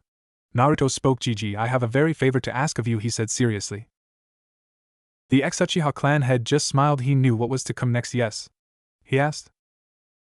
Naruto inhaled and exhaled air, then he looked at Madara seriously. I want you to train me, he said / demanded. And why should I train you, Naruto-kun? Madara was amusing himself. Of course he was going to train him no matter what. I want you to train me because I want to get stronger to protect those precious to me. I don't want to be weak and watch them fight for me. No, I want them to watch me protect them, Naruto said with a determined face. Madara just smirked. Alright, Naruto-kun. Naruto had a smile on his face and was about to glomp his Gigi, but Naruto froze. Are you willing to do anything for me to train you? Madara asked. Now Naruto hesitated to answer. I mean, do anything, just receive training for his Gigi. He could just go to someone else and ask for training. But he knew that Madara was the best option. He knew that with him he could become powerful, basically a force to be reckoned with. So with that he made up his mind.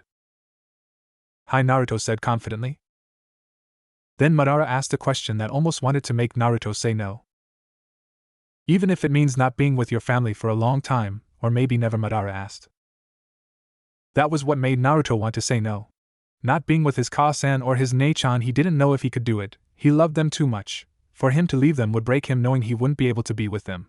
But there was one thing that stopped Naruto from saying no, and that was remembering how his Ka-san went through all the trouble just to protect him and his Nei-chan from danger, even risking her own life to make sure they were safe. He didn't want her to suffer. He wanted to be the one to protect her and Natsumi, to go through danger to make sure they were safe, anything as long as they were safe. With that said, he looked at his G and said one word. Hi, Naruto says. Madara smiled. Alright, Naruto-kun, I will train you. Naruto smiled brightly. He would become powerful enough to protect his Ka-san and Nei-san, but the downside was that he wouldn't be with them. Nijiji, can we start the whole training in 1 week? Naruto asked. Why is that, Naruto-kun? Madara asked curiously, wanting to know why his new apprentice would hold back his training. Because since I won't be with them, family and precious people, then I might as well spend the time that I have left with them, Naruto said. Madara understood. Naruto might or might never see his family again, might as well spend the time he has left with those he cares about. I understand, Naruto-kun, now go, and remember in 1 week Zetsu will pick you up, Madara said. Naruto nodded. Zetsu, who was silent the whole time, grabbed his shoulder, and they started to sink into the ground. Soon they were gone. Uzumaki compound. Naruto and Zetsu started to rise out of the ground in the library. Thank you, Zetsu, and I'll see you in a week, Naruto said. You're welcome, Naruto-sama, Zetsu said back and nodded to the second part. Naruto starts going back to his room and Zetsu just sank back to the ground. Bedroom. Naruto came back to his room and saw the sleeping face of Natsumi. She looked so peaceful and cute to bad that he might or might never see her with that face again. Naruto laid down right next to his Nei-chan. He looked at her one last time before going to sleep, with one thought in his mind. Life sure is going to be interesting from now on. Next day morning. Sochi. Museum. Wake up, it's time to eat. Kushina yelled from the kitchen. Upstairs, Naruto and Natsumi's bedroom. Naruto woke up from the yelling that his mother made. Seriously, couldn't she just come and shake us awake, Naruto thought. He rubbed his eyes very slowly since he didn't have energy after all, he had just woken up, so it was natural. After rubbing his eyes slowly, he sat there looking at his surroundings while thinking of last night. Naruto had already made up his choice and it was for the good of his family, so he had to do it. He would always protect them to make sure they don't suffer, he would. Naruto looked to his right and saw Natsumi sleeping peacefully, like nothing mattered, and was in her own little world of imagination. He would miss seeing her like this. Natsumi-chan, wake up, Naruto said softly. Natsumi stirred for a little while but soon opened her eyes and saw that Naruto was looking at her. She smiled happily. Oni-chan, Natsumi greeted happily. Morning, Nei-chan, he greeted back. Hurry and get ready, Ka-san already called us, he said. Natsumi nodded and quickly got out of her pajamas. She looked at Naruto and saw that he was already done. He was just waiting for her. She nodded to him to tell him that she was ready. They started to walk out of the room and head to the kitchen, where they were sure that their Ka-san/Chan had already made the food and she was just waiting for them to come down so she could start. When they got there, they were right. Kushina was sitting there all alone with 3 plates on the table, 1 for her and 2 for them. The food on the plates looked delicious, obviously since they woke up, but nonetheless the way their Ka-san/Chan made it was delicious. They moved forward and sat down on the table ready to eat. But first. Good morning, Ka-chan, Natsumi said excitedly as always. Good morning, Ka-san, Naruto said with a smile. Kushina smiled warmly at them. Good morning, Muzum, Sochi. After saying that, then they could start eating it since it would be rude not to greet them first. They ate happily. Of course, Naruto was more happier, but they didn't notice. For Naruto, well, he seemed peaceful. This whole scene was basically beautiful. His mom, sister, and him eating like a family should without worrying about anything else. He knew he would miss this all because of this village, he thought. His thoughts were broken when he heard his mother talking. You guys better hurry and finish, if not then you won't get to see who is coming today, Kushina said. That piqued their interest. Who? They both said at the same time. The one or ones who are coming today are / is Kushina pauses as the twins lean over a surprise, she finally said. Both faceful. How could their mother do that? Kushina just laughed seeing their faces. Growls Ka-san, that is not funny, Natsumi said enraged. Naruto just nods. As for Kushina, well, she just laughed even more.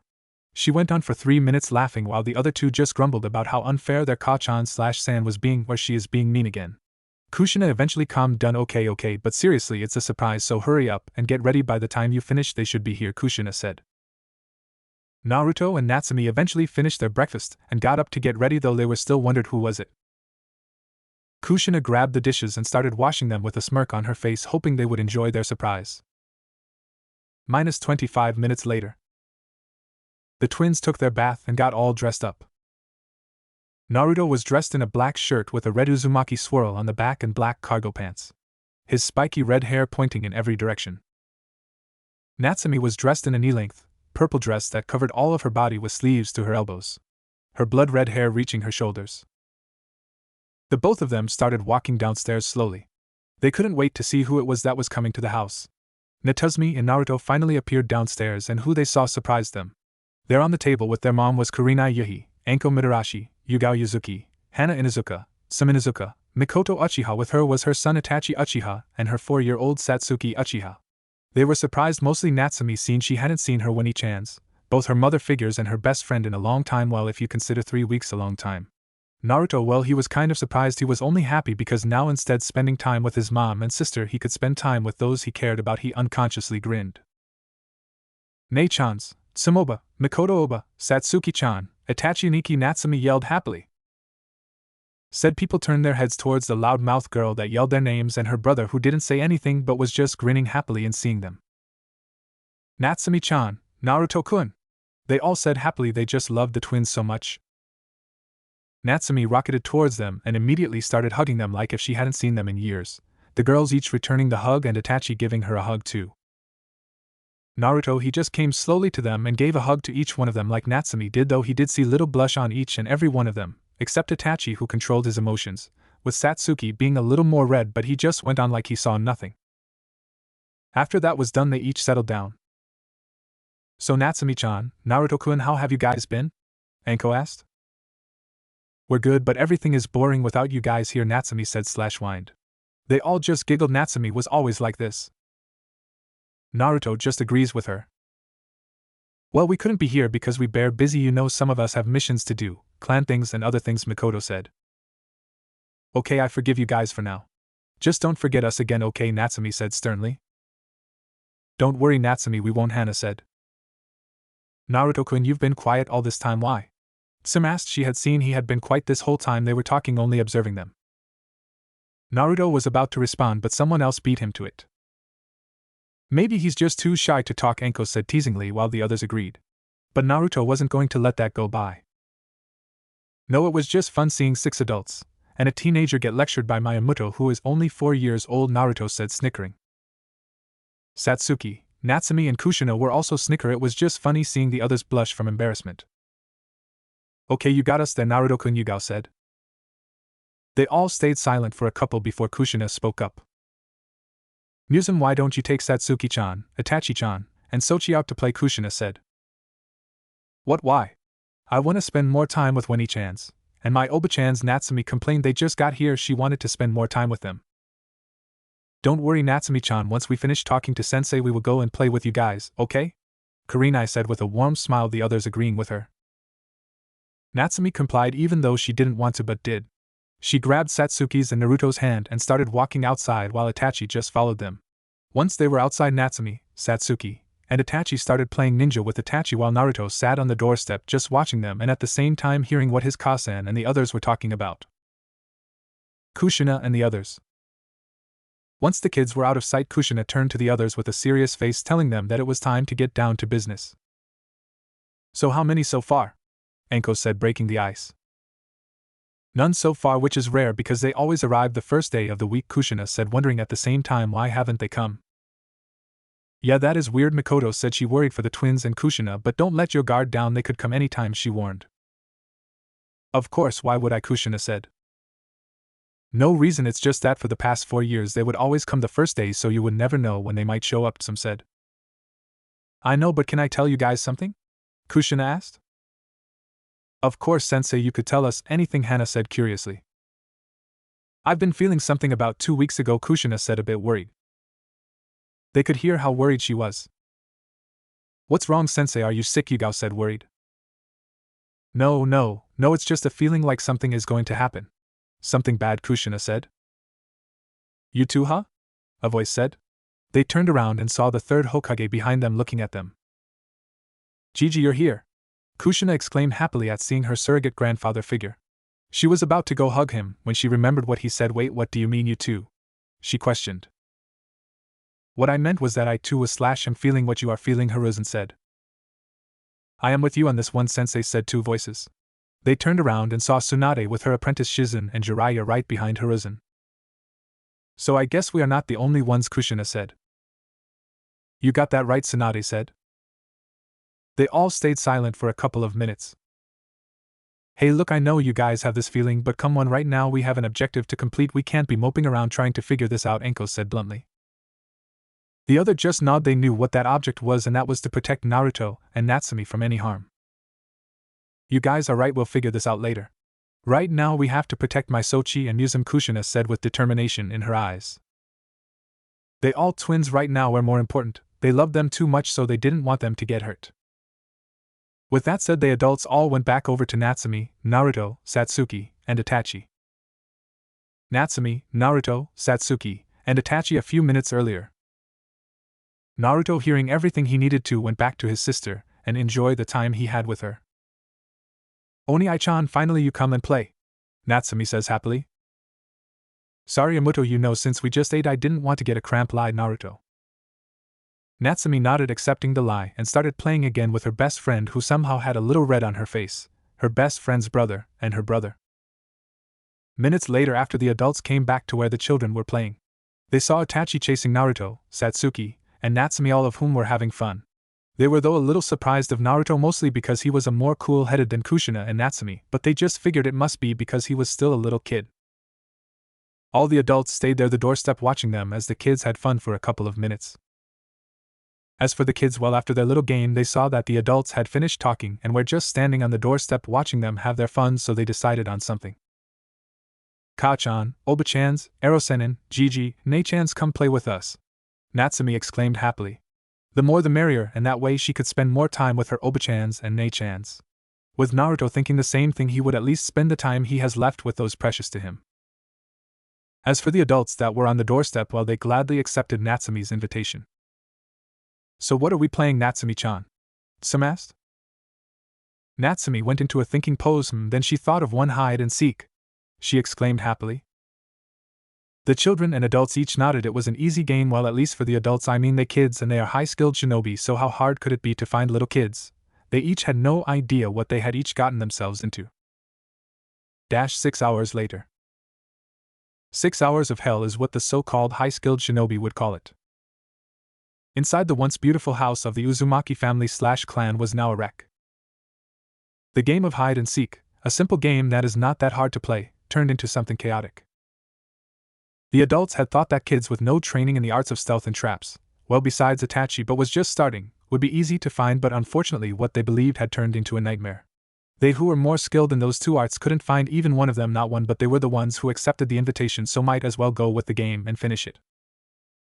And at last, when everything seemed lost, they found them, and where you might ask, well, in a place that was so obvious but haven't thought of was the damn fucking attic.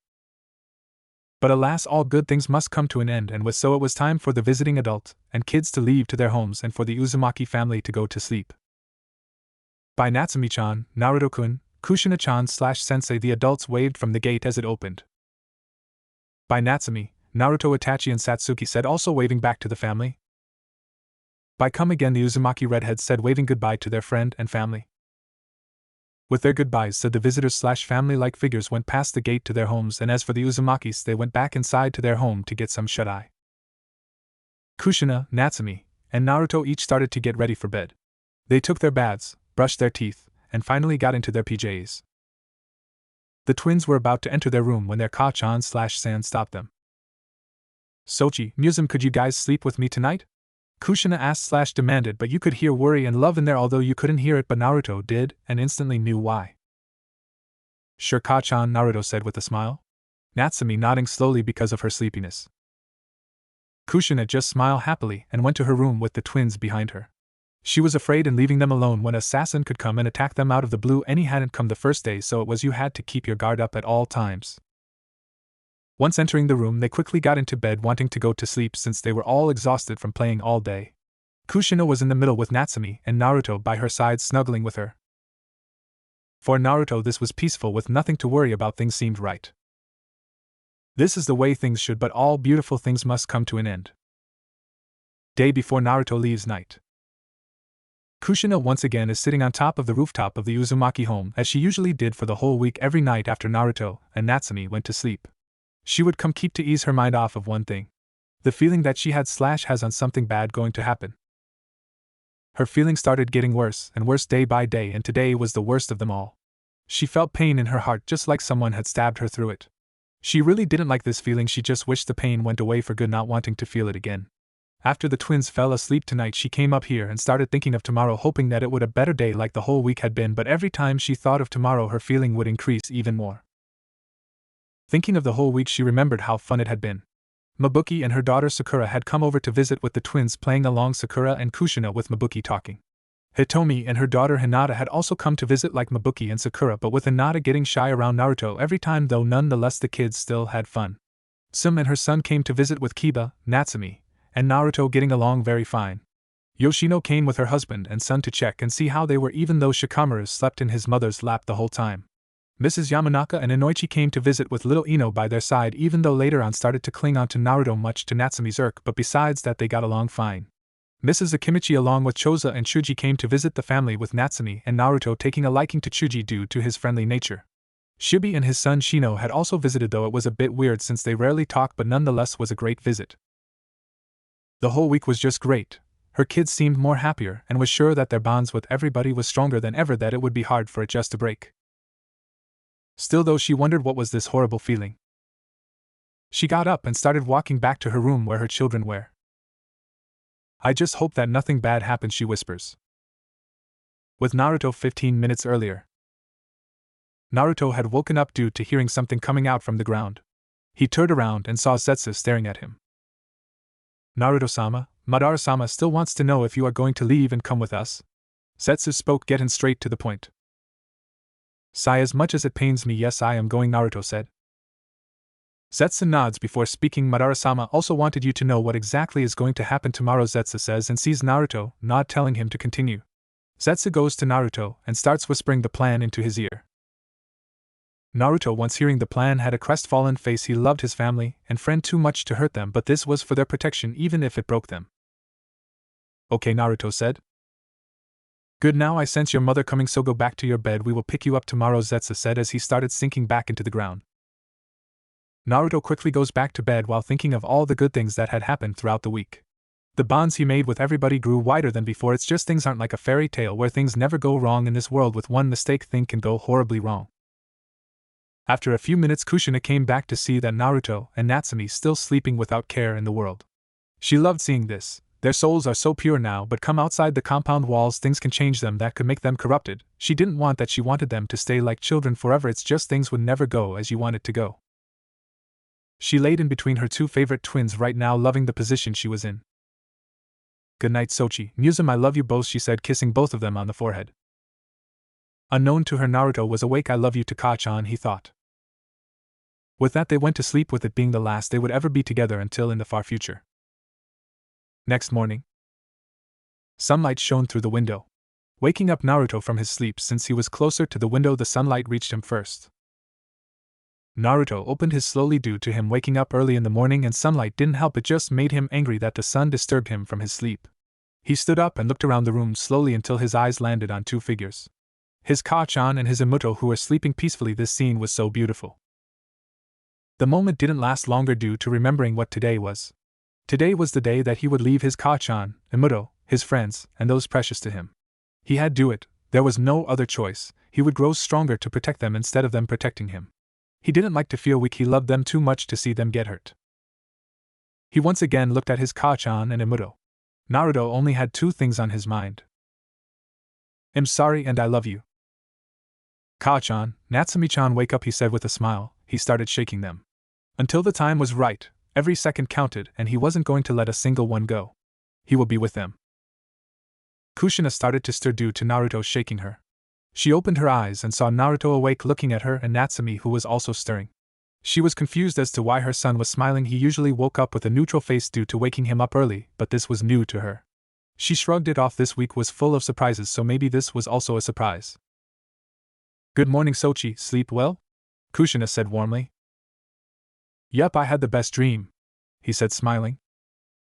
I'm glad. Now wake up your sister so we can get started on breakfast, Kushina said, standing up and going downstairs. Naruto nods and looks back at his sister. Imuto, wake up, Naruto said, shaking her. 5 more minutes, she said, half asleep and half awake. Oh well, I guess I'll have to eat all the ramen, Naruto said, knowing this would wake her up. And just like he said, she quickly rose up with wide eyes and a face full of horror. Never. She looked around and noticed Naruto laughing. She quickly got angry knowing she had just been tricked. Growl, Oni-chan, why did you do that? I was having a nice dream, she said angrily. Laughs because it's laugh funny and because Ka-chan told me to wake you up so we could go eat breakfast, he said. Natsumi, even though still mad, nodded. The both of them went to take a shower to wake them up fully. With that said, they each stayed there for 15 minutes enjoying the fresh water while also cleaning themselves. Afterwards they got out fully clothed and fully awake. Sochi, Muzum, breakfast is ready, they heard their mother call. The twins started walking downstairs towards the kitchen. They could smell the food as they were going down, and by the smell of it then it would surely taste delicious.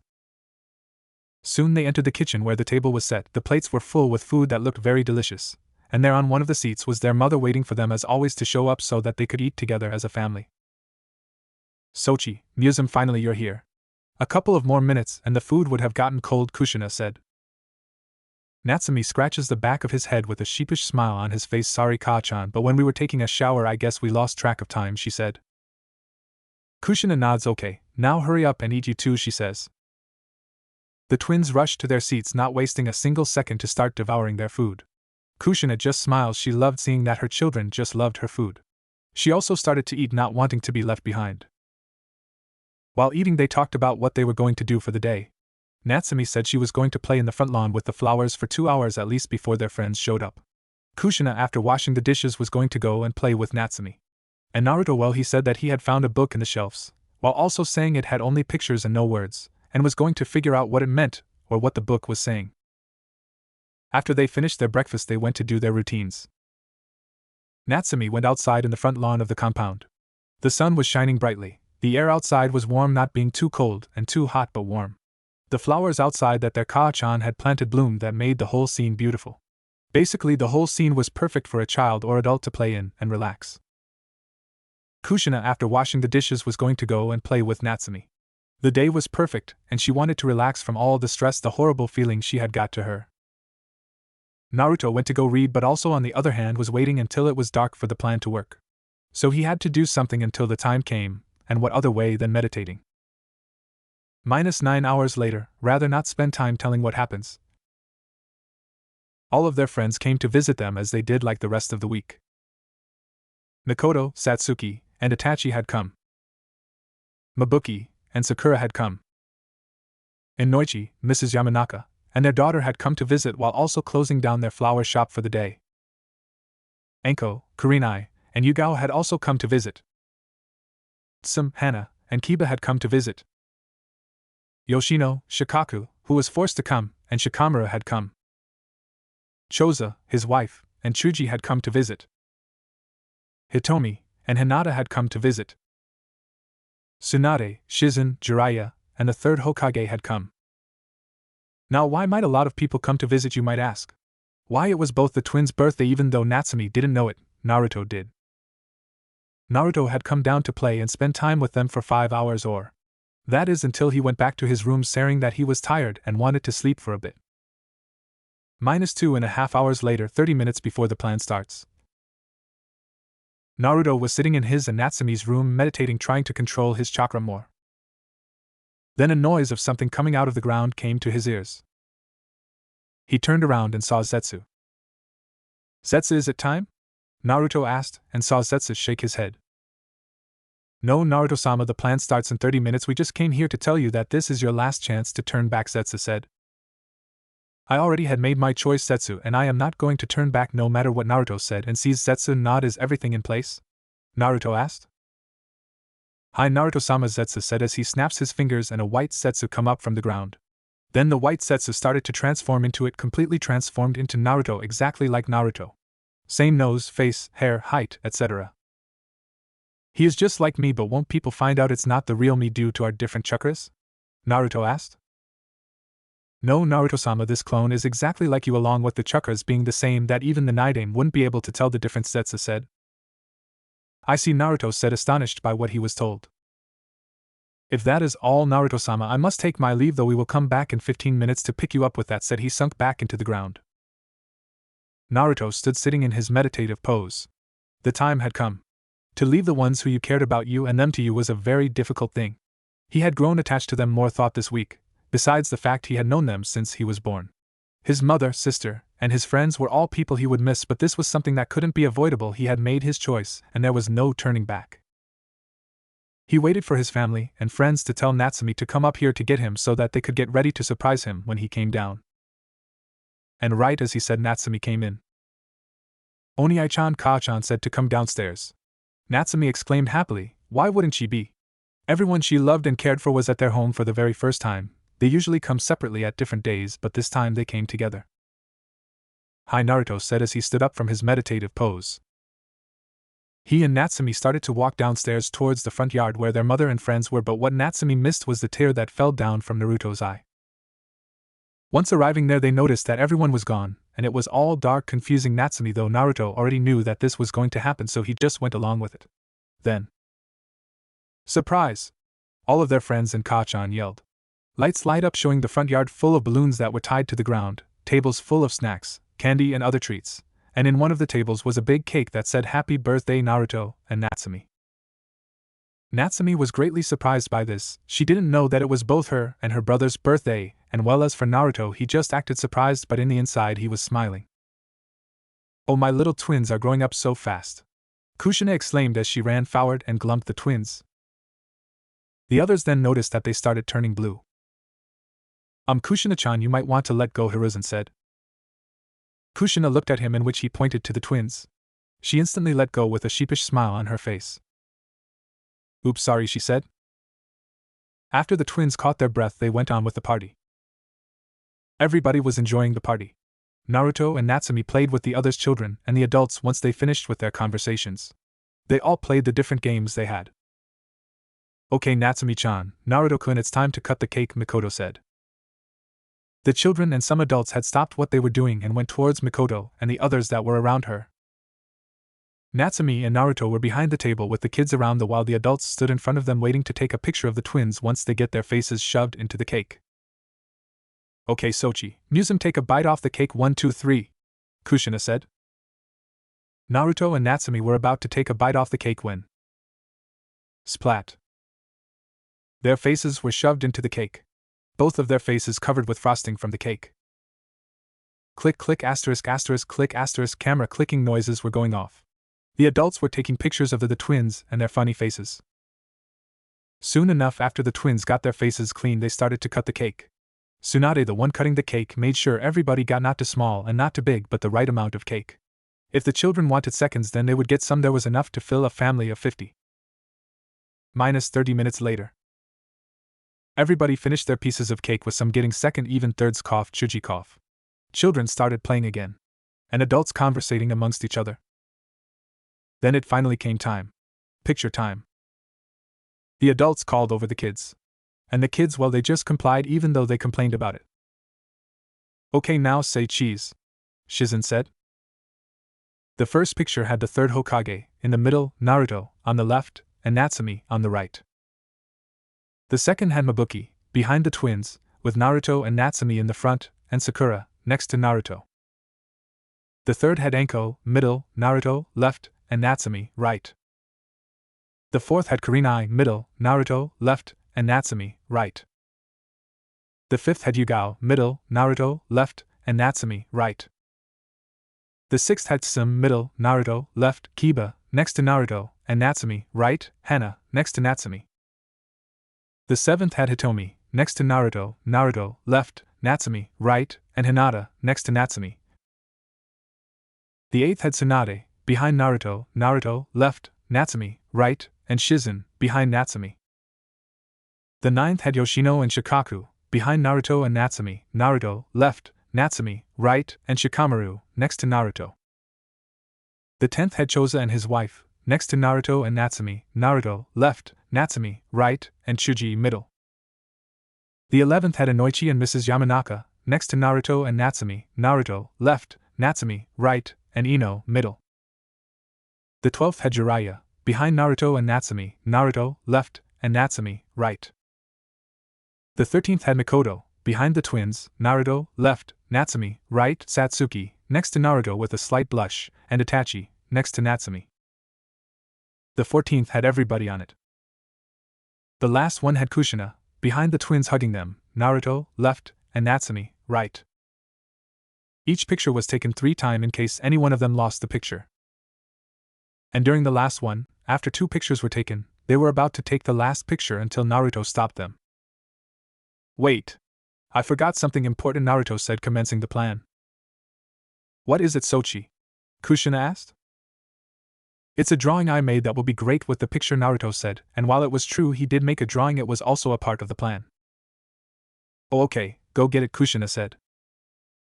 Naruto nodded and went into the house to get the drawing. He went fast, but not as fast where he was in a rush. With every step he took, he started to remember all the fun and loving times he had with his family and friends. So many memories came, and so did tears. As the others saw Naruto go into the house, they waiting patiently for him to come back, but also made a small conversation in the meantime. 10 minutes passed and people started to worry. He should have been back by now. Maybe I should go check on him, Kushina said with a worried voice. The others nodded in agreement.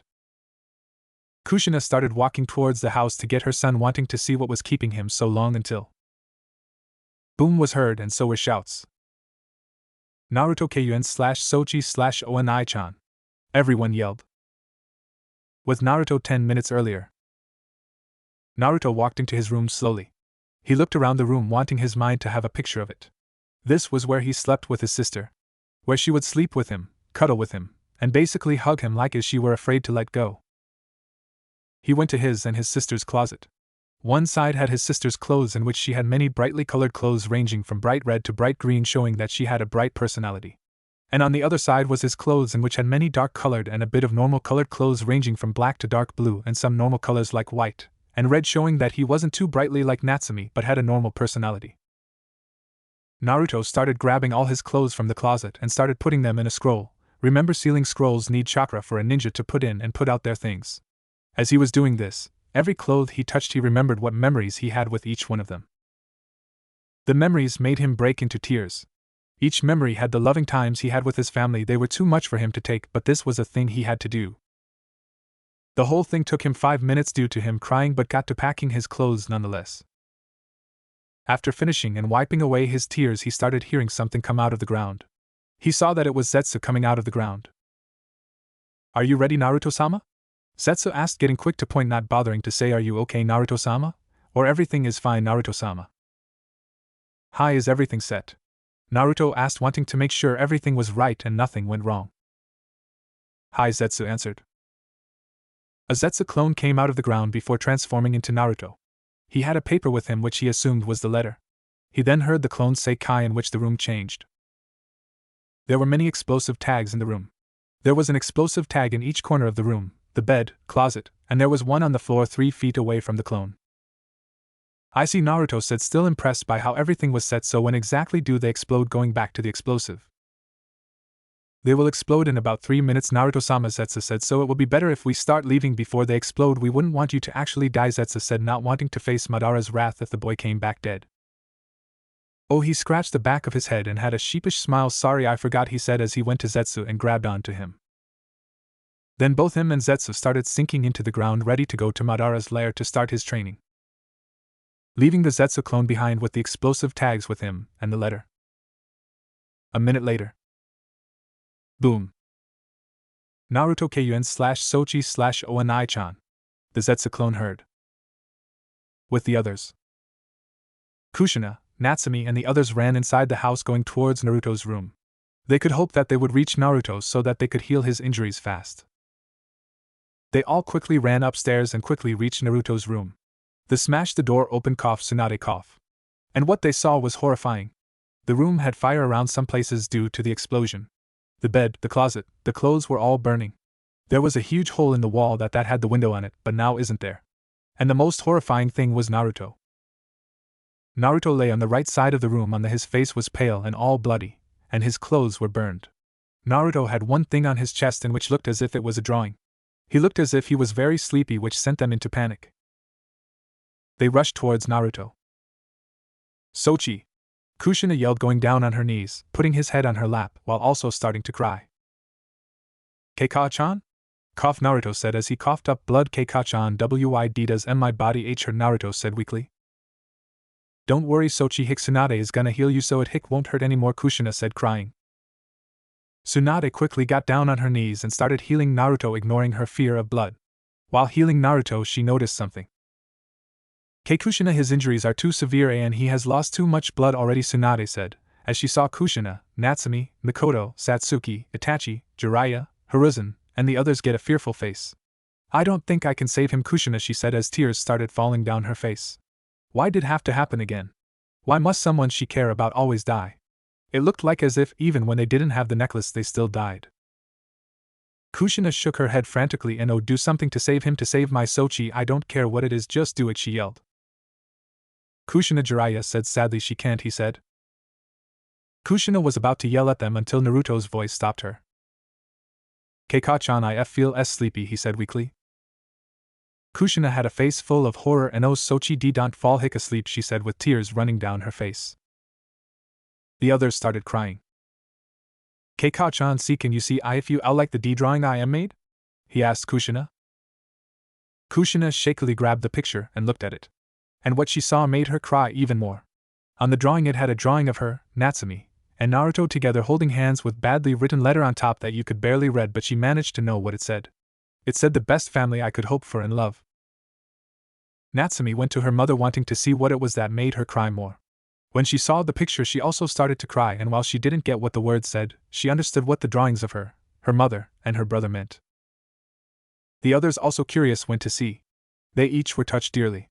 This child of only 5 years old had a pure heart full of warmth and which was now about to be extinguished. Why would someone want to destroy a happy family by killing a mother's child, the most horrible way to hurt a family? I love Hikatsuchi, Kushina said. Naruto smiled weakly. Thank you. Naruto paused a bit before started talking. Hey GG, Naruto called out, and seeing the third nod he continued. Erosen, and he saw Jiraiya nod. See, can you G guys make sure the Kachan and Amuto D don't cry when I fall asleep, he said. They nodded, though they wondered if he knew what was going on or what was going to happen to him. You are not going to fall asleep, Sochi, you hear me? Kushina yelled. Naruto chuckled weakly. Sorry Kachan, I guess I will have caught to disobey you just this once, he said as he slowly started to close his eyes. Sochi, Kushina said frantically. Good night Kachan, Emuto, I love you. With those last 3 words said, Naruto closed his eyes. Sochi. Kushina started to shake Naruto. Sochi. She shaked him even more to see if he would open his eyes, but didn't. Sochi. She yelled one last time. And when she saw that he didn't move, she started crying. Her son, her own blood, her little man wouldn't open his eyes. Everybody had tears running down their faces. Children were crying, the women were sobbing, the men were silent, but they had tears running down their faces. That was when a certain letter came down from above. It had come down slowly so that they would be able to notice the note, and it did. Everybody stopped their crying for a bit but were still sniffing and looked at the note. It said, "You should never let your guard down." Many were shocked, and why, may you ask? Well, it was because they all thought that the assassination attempts had finally stopped, and there was nothing to worry about, but they were wrong, and because of that someone they loved paid the price. Anger fueled up in their systems and were about to go hunt whoever did this, but they couldn't. They were too busy weeping over Naruto. The son of Kushina Uzumaki and Minato Namikaze, brother of Natsumi Uzumaki Namikaze, godson to Jiraiya of the Sannin and Tsunade Senju, had closed his eyes to sleep eternally. This was the day that Naruto Uzumaki Namikaze died. With the real Naruto. Naruto and Zetsu arrived in Madara's lair in mere seconds. They saw that Madara was sitting in his throne alone. Madara looked as if he was in deep concentration, very, very deep concentration, because if he wasn't, then he would have noticed that the two had shown up. Cough, Madara-sama, Zetsu called out. Madara snapped out of his thinking and looked to who called him and saw Zetsu with Naruto, who was smiling. "Ah, I see you've returned, Zetsu," Naruto Madara said with a smile. Zetsu nodded and Naruto well. "Hi GG," Naruto said excitedly as he ran towards Madara and gave him a hug, in which Madara gladly returned. "Hello Naruto-kun," Madara greeted the little redhead. After a minute of hugging, Zetsu made his presence known. "Madara-sama, the plan went successfully as planned," Zetsu said. Madara nodded with a smile still on his face, being happy that his plan didn't fail even though he knew it wouldn't, but it still was good to hear that everything went right.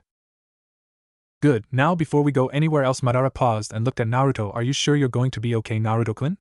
Being without your family, I mean," Madara asked the redhead. Naruto's smile dropped a bit. "I know it might take me a while before I get used to it, but I'll be okay," Naruto said. "Besides, I'm doing this for them. I came here to train and I am not letting that training go to waste," Naruto said with determination in his eyes. Madara smiled at his grandson. "Speaking of training," Madara's smile turned devilish. "Get ready for 7 years of hell, Naruto-kun," he said with his smile never leaving his face. Naruto, even though he was scared on how much torture this training was going to be, still had determination in his eyes. This was all for them. "I will endure any pain just to make sure they are safe." Yendi. -1 SD year of training. The first year of training was hell of Naruto. Due to having the Kyuubi sealed inside of him and being part of the Uzumaki clan, Naruto had chakra reserves of high jonin. But that was what made the training hell. Day in, day out, Naruto had to learn to control his chakra. From tree climbing, which Madara made out of Mokuton, leaf concentration, and water walking, in which he actually went outside but not without Zetsu. Sure, he would get breaks, but for only 30 minutes before going back to work, and as for food, well, that was brought to him by Zetsu, though they were only nutritional. Things went on like that every day for 1 month straight. The moment he woke up, he started the chakra control exercises, that is until night fell, and it was time to fall asleep. He was determined nonetheless. He would remind himself of his goal every time he would fail. There was his goal and the fact that he wouldn't back down until he got the result that he wanted, no matter the cost, in which his grandfather would always say that it was his Uchiha pride within him. Although his determination almost fell one day, And what was it that made his determination fall, you ask? The thing that made him almost lose his determination was the day of his funeral. Flashback. Naruto was walking on water on a medium pace since he already had half control over his chakra. If you looked at his face, you could clearly see the concentration that he had on the exercise. He was so concentrated that he didn't notice Zetsu come from the ground behind him on the ground until it was too late. Naruto-sama, Zetsu called out. Naruto, not expecting Zetsu, was surprised and turned around, but doing this he lost concentration. He fell into the water. Once getting out of the water, he glared at Zetsu. Growl Zetsu, how many times do I have to tell not to do that? Naruto yelled at Zetsu.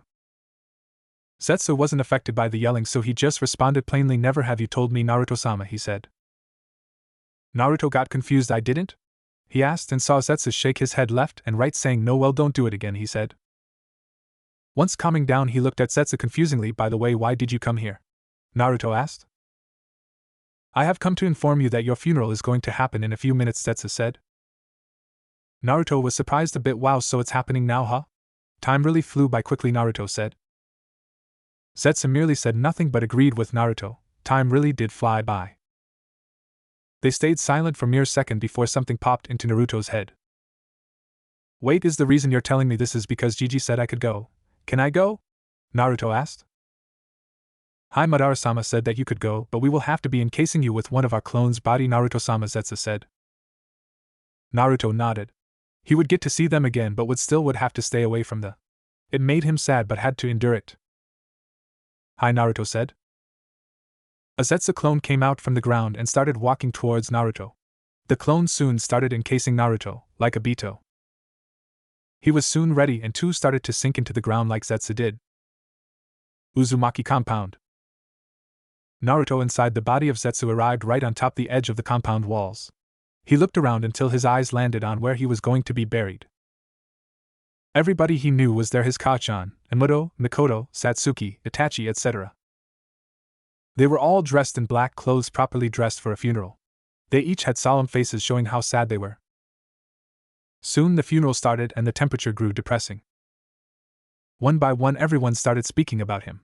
From what they loved about him, the fun times they had with him, to how they were going to miss him. Many of the women by the end of their speech were crying. The men had tears in their eyes. And the children were sobbing. Soon came his mother and sister. His mother talked on about his birth, her moments with him, how he was always calm no matter how loud she got, in which he chuckled and so did the others, how lovable he was, and how she shouldn't have let guard down and let him go into the house. Then came his sister, in which she talked about he was her best friend. When she felt lonely, he would always be there for her. How he always treated her and her mother like princesses, always doing what he can to make them happy. Her fun times. The pranks he and she did on their Kachan. How no matter annoying she was, he was still there. And finally, how she wished he could still be alive. By the end of their speeches, both of them were sobbing. They ran to their friends for comfort. Naruto from the edge looked at the scene. He was heartbroken. He left to train to protect them from any harm, but yet he was the one who was causing them harm. Naruto wanted to go down there to tell them he was alright, he was alive, but he knew that they wouldn't believe him. He was dead now. How can he continue knowing that his mother, sister, and precious people are hurt?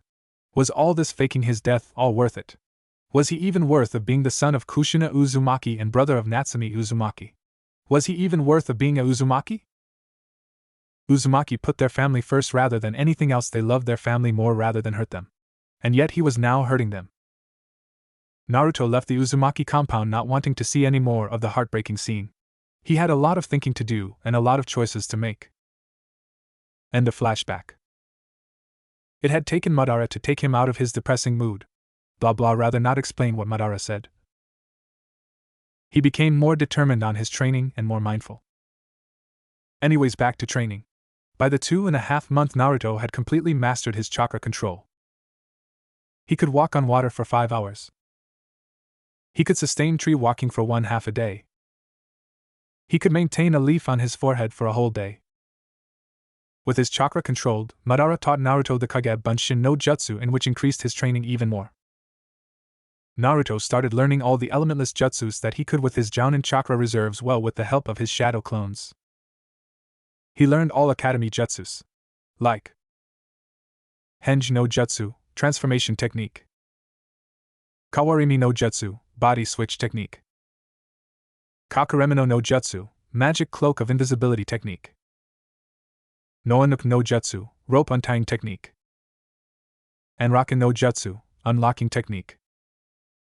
To all those of Jounin chakra level, like Kage Bunshin no Jutsu, shadow clone technique, Hiritsuka Kasumi no Jutsu, stinging mist technique, Sushuhaha, manipulate advancing blades, Bakuretsu Ninpu Kawara Shuriken, exploding roof tile shuriken technique, Tenkahoku no Gyu, the art of walking on air.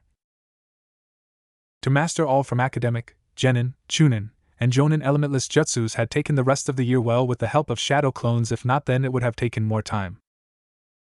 2 and a year of training. During the second year, Naruto had started learning the basics in taijutsu, ninjutsu, genjutsu, kenjutsu, and fuinjutsu. For taijutsu he started learning the Interceptor Fist of the Uchiha clan, the Whirlpool Fist of the Uzumaki clan, the Hummingbird style of the Senju clan.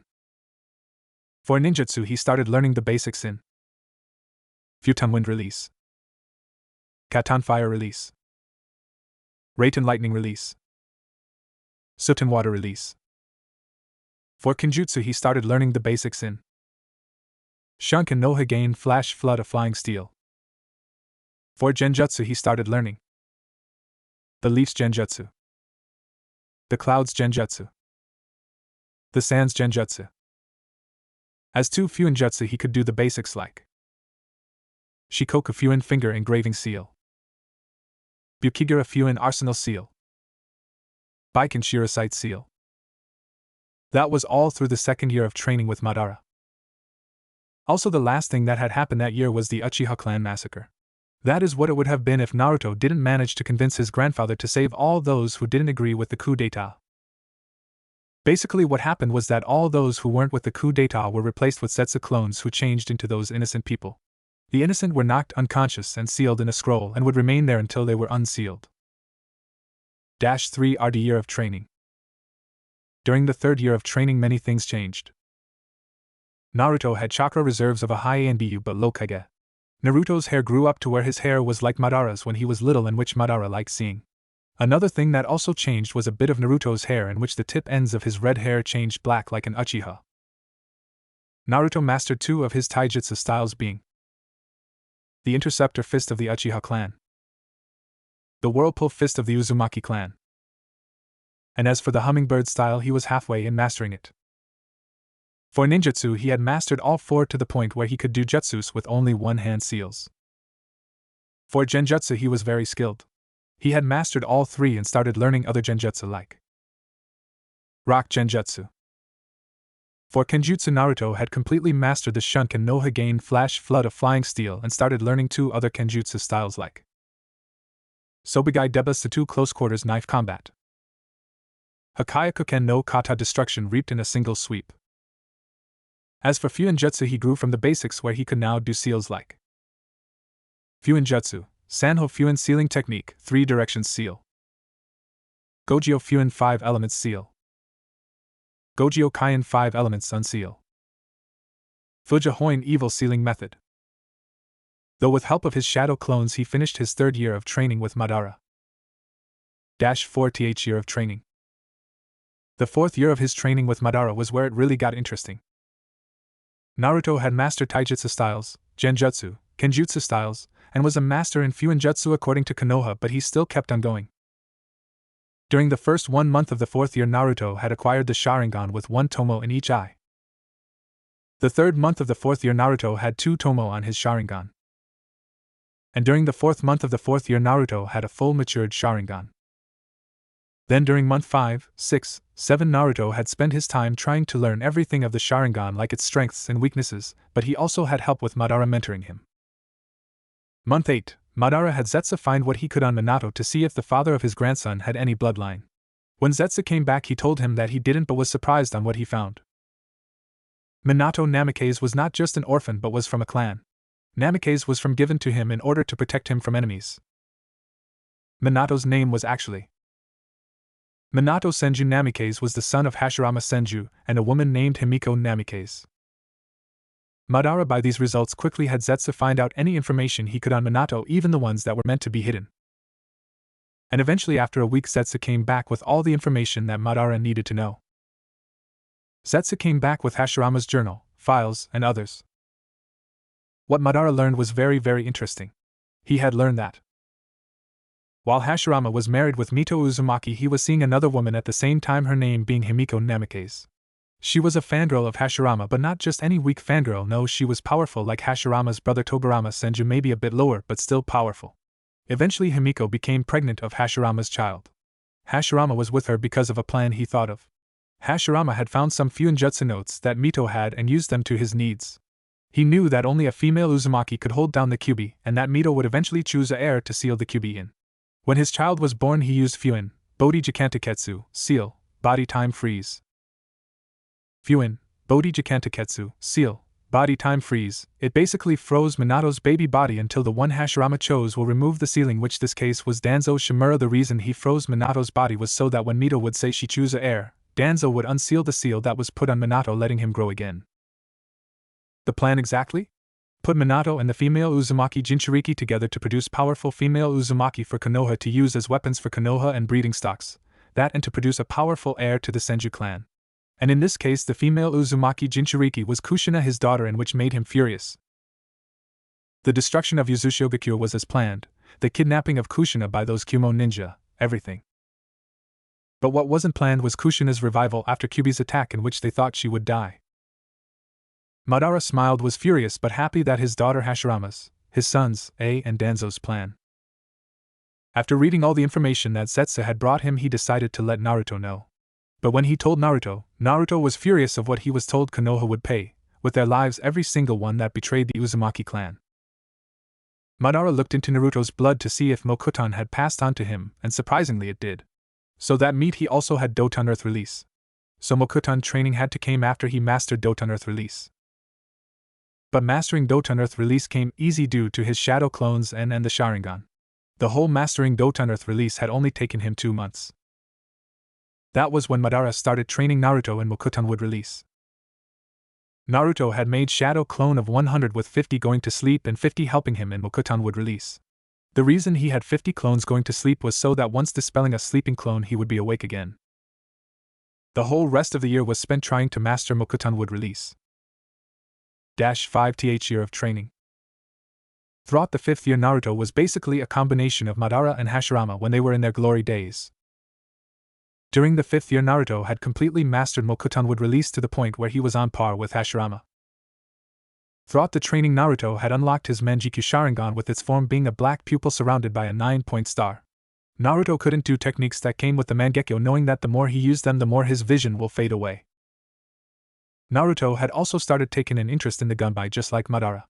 So with the help of his grandfather, Naruto started learning how to master the gunbai just like his grandfather. Also Naruto was starting to learn the Hiraishin no Jutsu, Flying Thunder God technique, and Rasengan, Spiraling Sphere, due to Madara having Zetsu invade the Uzumaki compound and copy the techniques down so that Naruto may learn it. Naruto was now allowed to go outside. He ate clones and sent them to different parts of the 5 great nations. He sent one clone to the land of Earth to the capital and another to Iwagakure, both to live there.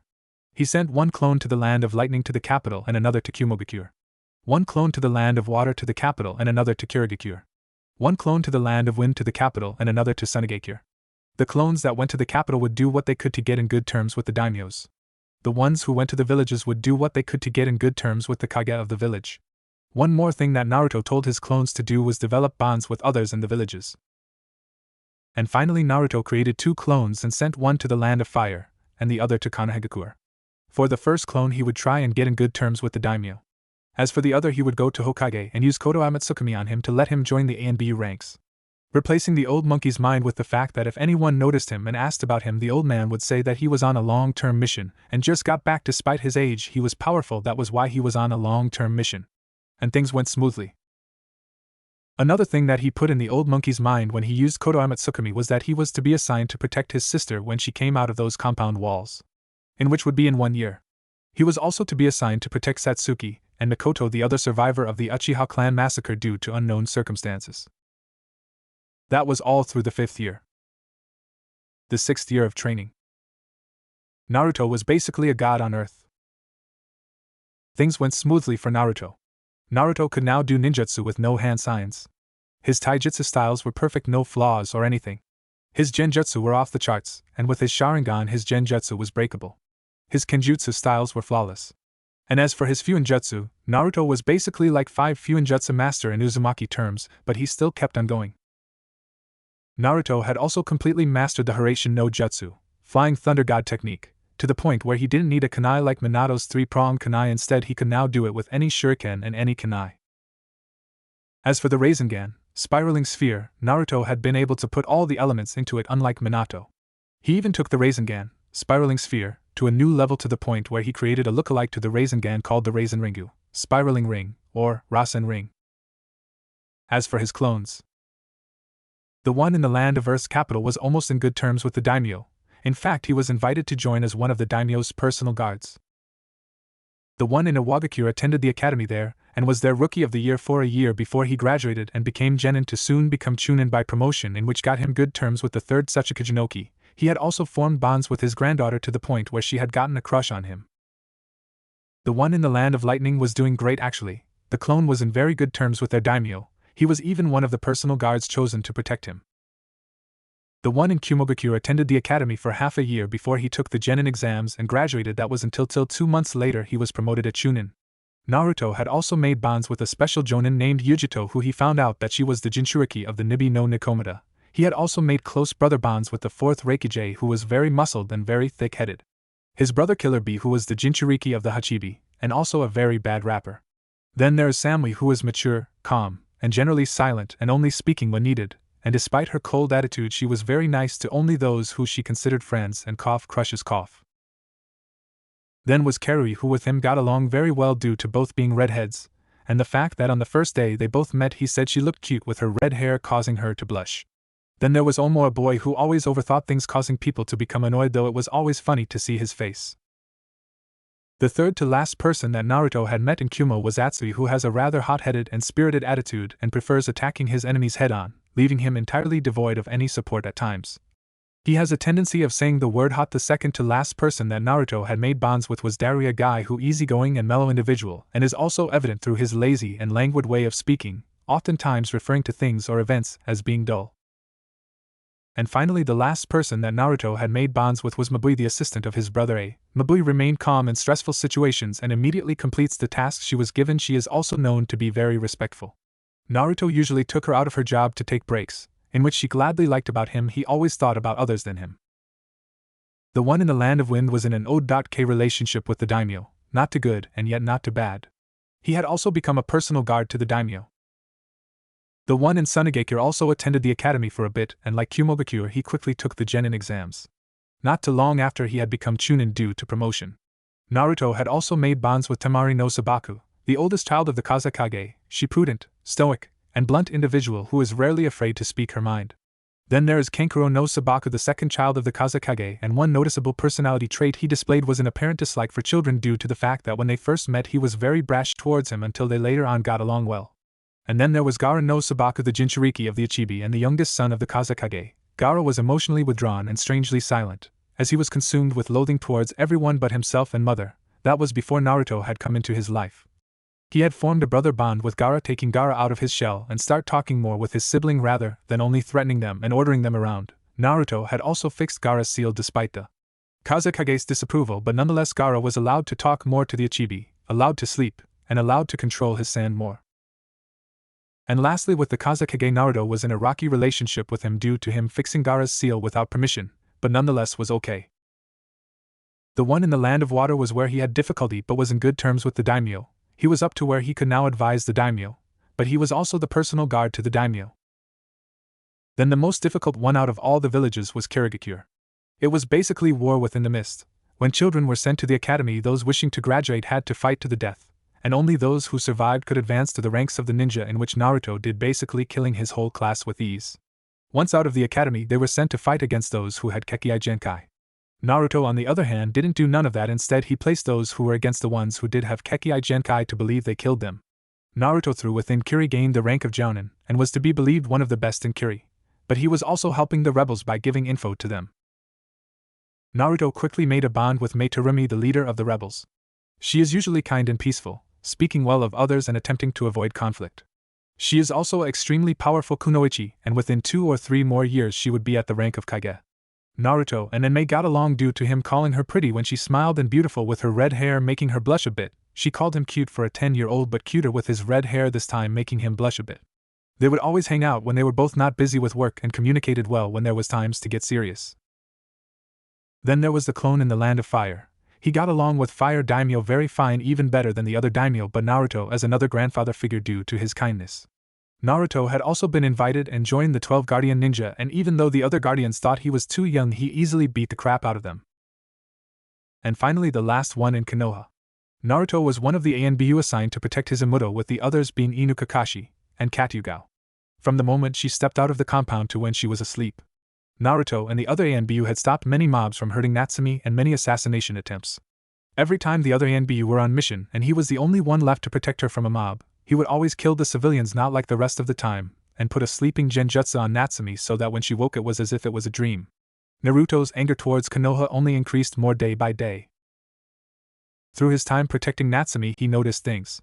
Basically, 3/4 of the shops denied her, 3/4 of restaurants denied her except the Akimichi restaurants and small restaurant called Ramen Ichiraku, and 3/4 of the population hated her except the ones in the red light district who actually view her as a hero rather than a monster. And then there was the academy. Many of the teachers did everything they could to try and make her fail, but couldn't. She was too stubborn to give up. And eventually, after many complaints from the teachers, Hiruzen managed to put her in the class with those she knew and which were her friends were in. But that was where he saw changes among them that he didn't like, well, actually some of them. Satsuki, while she still liked being with Natsumi and hang out with her, she trained more and more every day. She had 2 goals in her life. One was to find her brother and kill him. Second was to find Naruto's killer and kill him to most brutal way possible. So Satsuki had chosen the path of revenge, in which he didn't like, but he couldn't do anything. He was dead as far as they knew. Sakura, she less confident. She didn't like the size of her forehead, and because of it she was day by day being bullied. Ino, she was basically the gossip queen of the academy, and that meant if there was something good that caught her interest she would tell everybody. She was still busy as ever, which meant that she hadn't changed that much. Shikamaru, he only hang out with Chuji, Ino, Kiba, and Natsumi. While the others he did talk to but barely hang out with them. Chuji was still that nice and humble kid that everybody knew. He had sometimes hang out with Natsumi, Shikamaru, Kiba, and Ino. He also still didn't like being called fat. Hinata, she was very timid towards anybody. She had less confidence due to the fact that her father deemed her worthless, decrease her confidence. While she still hung out with Natsumi, she didn't hang out with the others. And Kiba, he now had his dog partner like any Inuzuka when they reached that age. He was still as brash as he was when they were kids. Kiba still hang out with Hinata, Natsumi, Shikamaru, and Chuji. He often played pranks with Natsumi, Chuji, and Shikamaru and got into trouble with them. Many of them changed, and he didn't like it one bit. They were all supposed to hang out together, not separately. They were supposed to be confident, happy, and non-revenge free. But what could he do? He was dead. But was all through the 6th year. The 7th year of training, the final year. The final year, Naruto was unstoppable. He was a taijutsu master. He was a ninjutsu master towards Fyoton, wind release, Doton, earth release, Katon, fire release, Suiton, water release, Raiton, lightning release, and finally Mokuton, wood release. He was a kenjutsu master. He was basically a genjutsu master, and with the Sharingan he was a genjutsu god. And in Fuinjutsu, according to Uzumaki terms, he would be a Fuinjutsu god. That would be if he stopped. And then there was one thing that needed to be done. To control the Kurami's chakra. Naruto had each clone have a Hiraishin mark so that he could get there faster rather than have them come to him.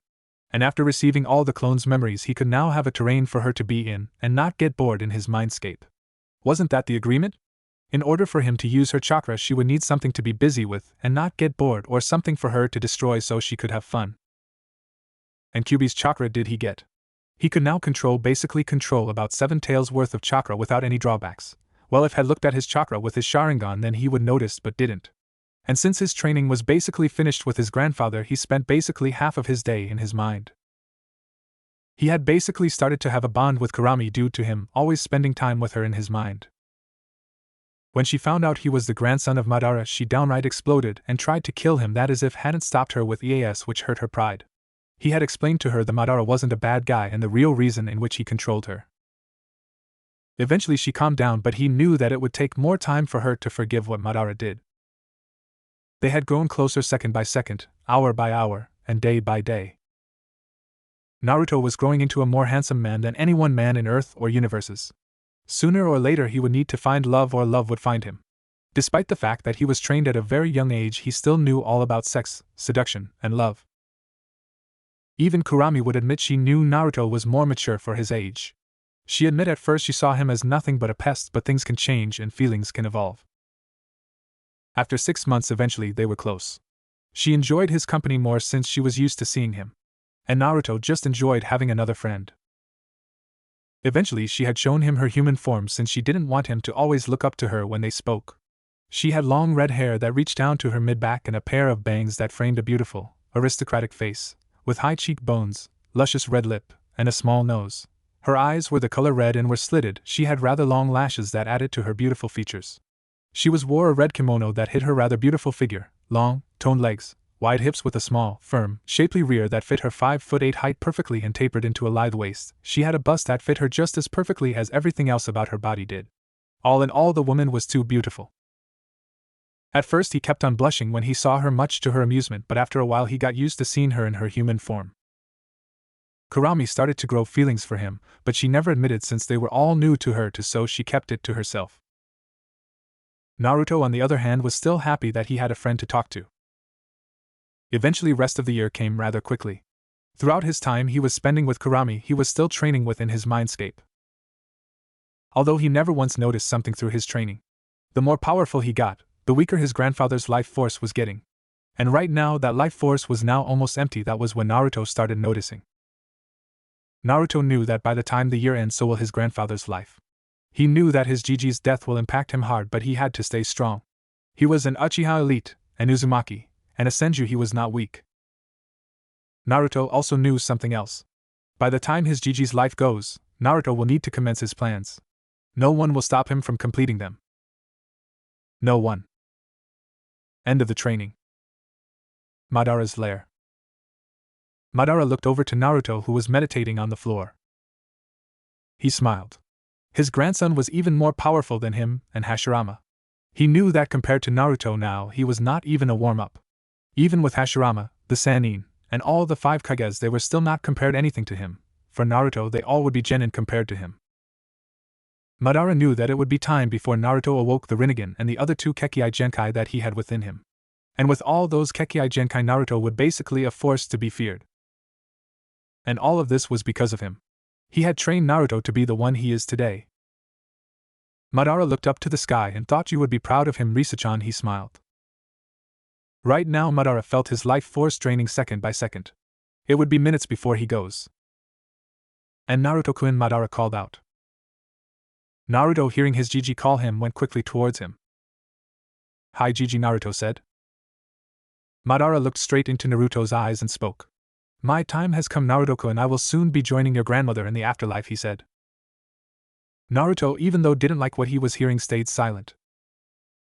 I know you don't want me to tell you I'm leaving, but you know I have to, Naruto-kun. Madara paused. I have taught you what I know, and you basically absorbed it like a sponge. You are truly a prodigy among prodigies. Madara paused. Know this, Naruto-kun. Use this power that you have and do good with it. There are people who would do anything to get what you have, so be careful, my boy. This world is full of darkness that can easily consume you, but I know you can show light to every darkness. Madara pauses. My final requests are these, Naruto-kun. A short pause. The way I want to die, Naruto-kun, is not like this. I want to die by your hands, Naruto-kun. I would basically die by the hands of someone powerful than me, making my death an honorable death. Pause. Once gone, I want you to go to Yuzushiobakure so that you may learn more about your Uzumaki lineage rather than only Fuinjutsu. Naruto nods. Next is that when I die, Naruto-kun, I want you to take all those that belong to me and take them with you, and I also Want you take my eyes and replace them with yours so that you may finally gain the eternal Mangekyo Sharingan. Pause. And finally, my last wish is for you to promise me that you will protect those you care about. Naruto-kun, protect them from any harmful things that are there in this world. Protect my daughter / your mother, Imuto.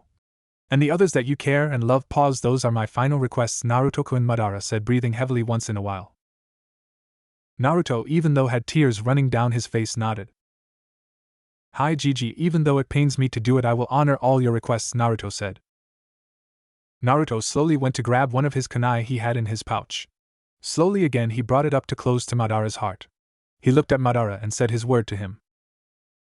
Gigi, you and I know this isn't the last time we are going to see each other, but it still pains me to do this. Naruto breaths in and starts taking again. You are my first mentor, sensei, and my grandfather. Pause, and I will always consider you as such. Pause again. I will, Gigi. No matter what, I will keep my promise because that is my Nindo way, Naruto said with determination. Thank you everything, Gigi, Naruto said. Madara smiled when he heard all those words from his grandson. With everything said, Naruto ran the kunai straight through Madara's chest and into his heart, killing him. Naruto Uzumaki Uchiha Senju had killed Madara Uchiha, the husband of Risa Uzumaki, father of Kushina Uzumaki Uchiha, and grandfather to Naruto Uzumaki Uchiha Senju and Natsumi Uzumaki Uchiha Senju. Madara nonetheless had died with a smile. 15 minutes later. Naruto stayed quiet through the whole time. No words, only water droplets dropping onto the ground. He killed his Gigi.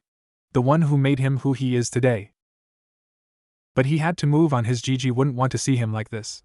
He was a ninja, not a crybaby. He also had promises to keep.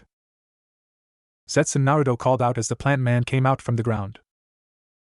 Hi Naruto-sama, Zetsu said to his only master now. Naruto turned around and looked at Zetsu.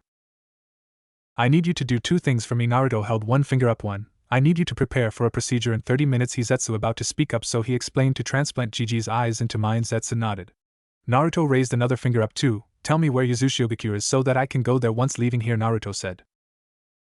Hi Naruto-sama, Zetsu said as he started sinking into the ground. Naruto went over to get Madara's stuff. He started to seal them all in his wrist except for his gunbai. He strapped Madara's gunbai to his back just like Madara used to do. 30 minutes later. Naruto was in his bed waiting for Zetsu. He created a clone so he could put the original to sleep and to make sure nothing went wrong.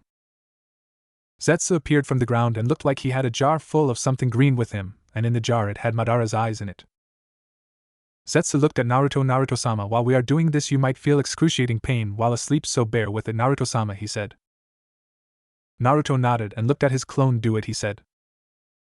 The clone put a genjutsu on the original. Alright, do it, Zetsu, the clone said to Zetsu. Then started the procedure for Naruto to gain the eternal Mangekyo Sharingan. 1 week later. After the procedure, Zetsu had told Naruto that it would take at least 1 week so he can fully heal. And although he couldn't see, he still trained. He wasn't going to stop his training because he couldn't see, no, it just made his training more exciting.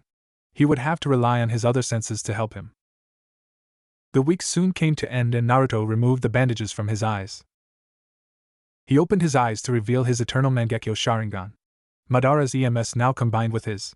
The image of it was a pupil surrounded by Madara's EMS shape that was connected to the 9-pointed star. Check profile. Zetsu, Naruto called out and said. Plant man came out from the ground. Report, he said. Zetsu nodded. Naruto-sama, from what we have found out about Yuzushiogakure is that it is located on an island off of the coast of the Land of Fire. Before its destruction, the village seemed to have been composed of several high-rise buildings.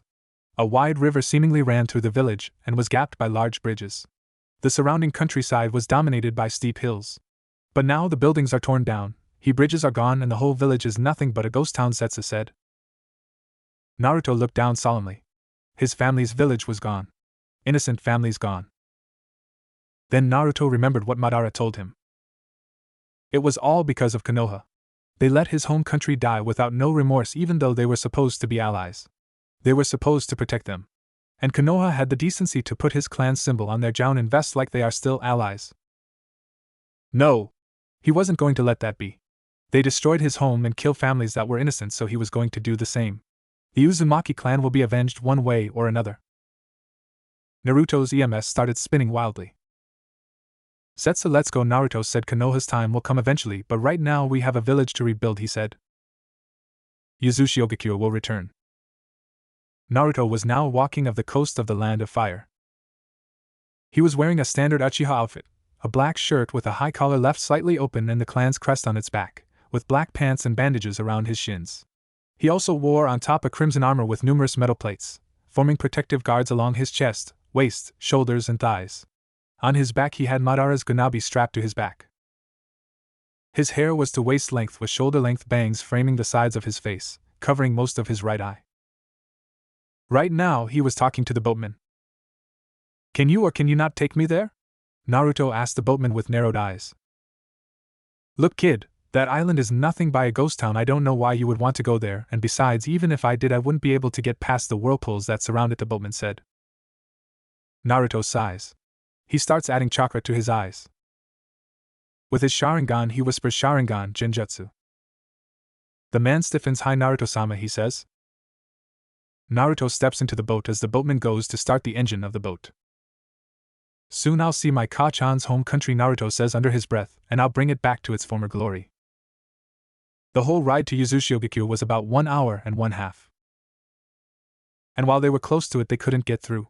The boatman was right, there were whirlpools surrounding the island.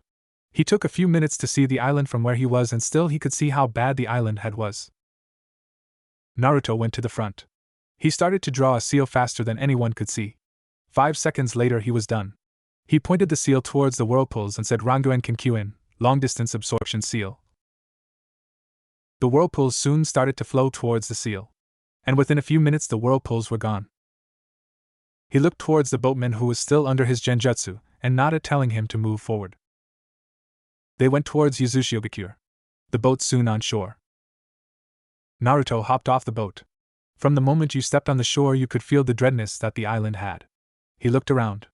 The plants looked dead, and the trees looked as if they were dying. He was going to fix this, and it will be better than ever.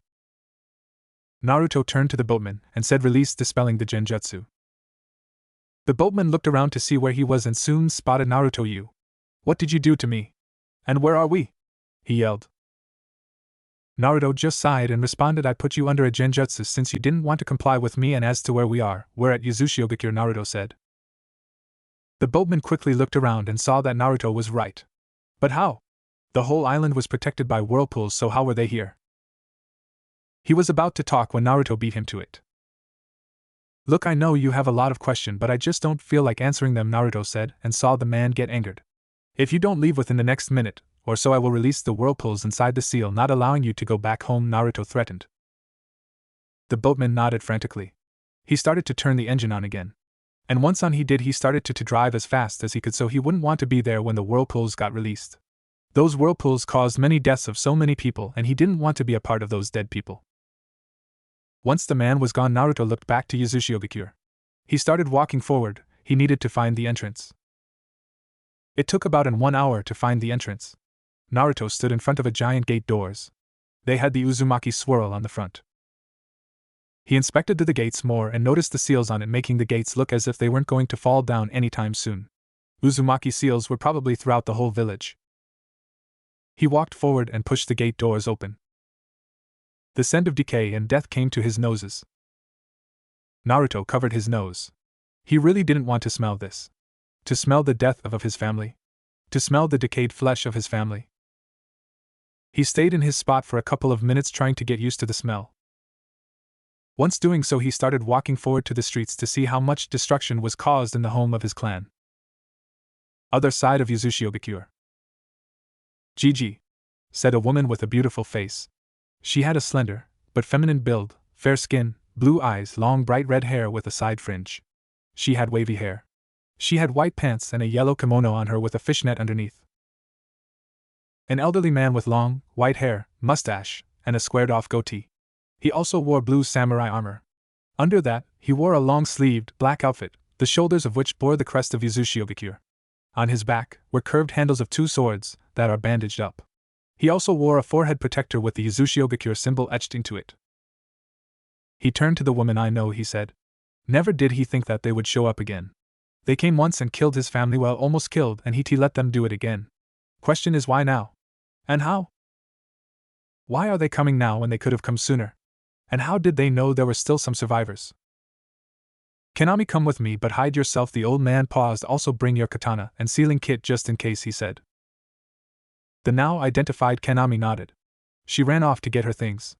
Moments later she appeared, but instead of her kimono she wore the same thing as the old man, her katana strapped on her back and had a sealing kit on her hands. Are you ready, Kanami? He asked. These people might be stronger foes than me or maybe weaker, but don't let your guard down. The slightest mistake can be an advantage for them, he said. Kanami closed her eyes and breathed in air.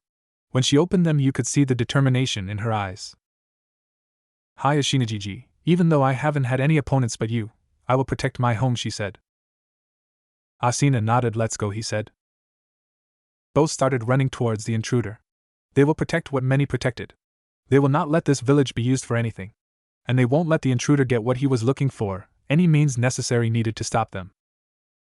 Naruto. Naruto was walking down the streets of Yuzushiogakure.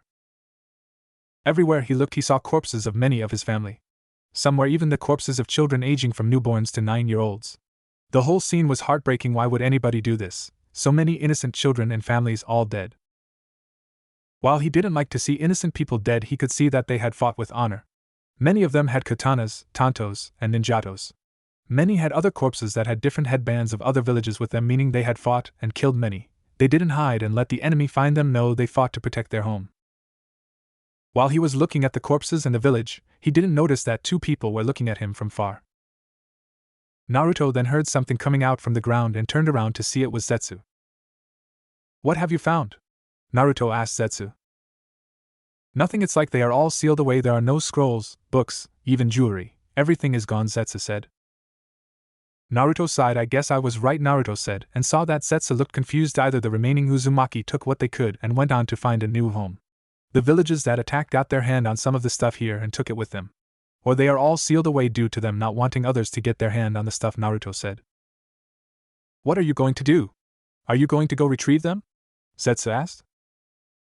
Naruto nodded. Yes, I am. But first I need you to find where they are all sealed so that I can get them, Naruto said to Zetsu.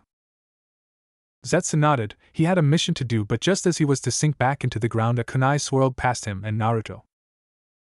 Kanami and Ashina. A few minutes earlier, Ashina and Kanami arrived to where the intruder was.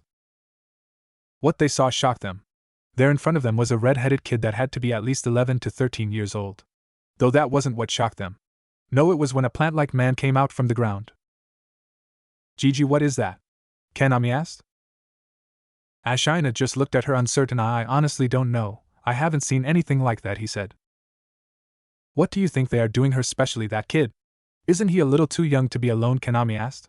How was this kid here all alone, especially without his parent or guardians, unless that plant-like man is his guardian? Just keep hearing, Ashina said. Kanami just nodded. When they heard what the plant-like man said about other Uzumaki, they were thrilled. There were others alive. The Uzumaki clan didn't die off. But when they heard the last thing the kid said, they narrowed their eyes. This kid was looking for their family's treasure. Anything he could get his hands on. They couldn't let that happen. Uzumaki treasure was to remain Uzumaki treasure, and they weren't going to let some kid get his hand on them. Ashina went to his pouch that he had on the back of his waist and grabbed a kunai. When he saw the plant-like man sink into the ground to go find the treasures, he threw the kunai, aiming to try and kill the plant-like man and stop him from doing what he was told. Ashina and Kanami jumped towards the kid and plant-like man. Naruto. Naruto narrowed his eyes at the two people in front of him. You will not go any further, Ashina said with a voice that spoke authorities. Naruto scoffed. Like you could stop us, Naruto said. Look, kid, we don't want to hurt you, so it will be better if you just leave. Kanami said. The Uzumaki treasure will stay with the Uzumaki clan, and we won't let some little kid just get his hand on them, she said. Like I said, it's not like you could stop us, Naruto said arrogantly. Arrogant, huh? It looks I'll have to show you some manners and how to speak those older than you, Ashina said. Look, old man, you're not young again, so if you think you can beat me, then that old age of yours really caught up to you, Naruto said with a smirk. Kid, whoever raised I guess didn't teach you how to respect your elders, Ashina said. And like Kanami said, we will not allow you to take the Uzumaki treasures, he said with narrowed eyes. Ashina got into a battle stance. I will get them whether you like it or not, Naruto said as he into his whirlpool fist style. And although Ashina was surprised, so was Kanami. He still focused on Naruto. Naruto vs. Ashina. Ashina shot forward trying to hit Naruto fast and knock him out. But to his surprise, Naruto dodged all his kicks and punches with ease. You know, for an old geezer you're really fast, Naruto said. Ashina ignored him and started to see if there was anything he could use to his advantage. I see you're trying to find any weaknesses, Naruto said. Ashina was surprised but kept a cool face. Ashina went again in throwing barrages of kicks and punches, but it was impossible. If taijutsu wasn't going to work, he might as well go to ninjutsu and afterwards fuinjutsu if the kid kept giving him a hard time. You're good for a kid your age, Ashina said as he threw a punch to Naruto's face but was dodged by him. Look, I have things to do, and if all you're gonna do is kick and punch me, then you might as well give up, Naruto said as he jumped up from a sweep kick that Ashina threw. Ashina finally stopped his taijutsu battle and backed away from Naruto, who still looked bored. I'll never give up, Ashina said as he started making hand seals. Suiton, Sukudan no Jutsu, water release, water shark blast technique, Ashina called out. A shark was sent towards Naruto at a charge, attempting to strike him with extreme bashing force as well as trying to rend him with its teeth. And as the shark got closer, Naruto just stepped aside, allowing the shark to miss him. Missed me by a lot, Naruto said with a smirk on his face. Ashina grunted as he started to weave hand seals for a more stronger technique. He wasn't going to allow some kid to beat him. Suiton, Suryudan no Jutsu, water release, water dragon blast technique, Ashina called out. A huge current of water suddenly came out of the water before turning into the shape of a dragon, which is then sent towards the Naruto. Although Naruto was surprised, he quickly moved out of the way. He knew that jutsu and he did not want to end up like his clones. You're really trying to kill me, huh? Naruto said, amused. Might as well entertain you. And without hand seals, Naruto suddenly called out Doton, Yomi Numa, earth release, swamp of the underworld. A large viscous swamp was created underneath Ashina. Ashina could see that he was stuck and couldn't move. Even with chakra on his feet, he was still stuck. He then Naruto called out again. Doton, Tsuchi Gunjakuda no Jutsu, earth release, earth military movement technique, he called out. Ashina then saw Naruto sink into the ground, only to suddenly appear before him. Like I said, old man, you're good but not good enough, Naruto said. Naruto's hand then went to his pouch so he could get a truth-seeking seal, but was stopped when he heard Kanami call out. Tairyu, halt. He then felt the seal get put on his back. And suddenly he couldn't exert any chakra, meaning he couldn't do any jutsu. Like I said, kid, I didn't want to hurt you, but you left me no choice, Kanami said from behind him. She then noticed Naruto smirk, and got a bad feeling come over her. Hiraishin no Jutsu, flying thunder god technique, Naruto called out. Both Kanami and Ashina saw Naruto disappear in flash of red and appear before them. That was good fuinjutsu but not good enough, Naruto said. You have a long way to go before you reach my level, he said with an arrogant smirk on his face. He turned around so his back was facing them and looked at Zetsu. Have you found them?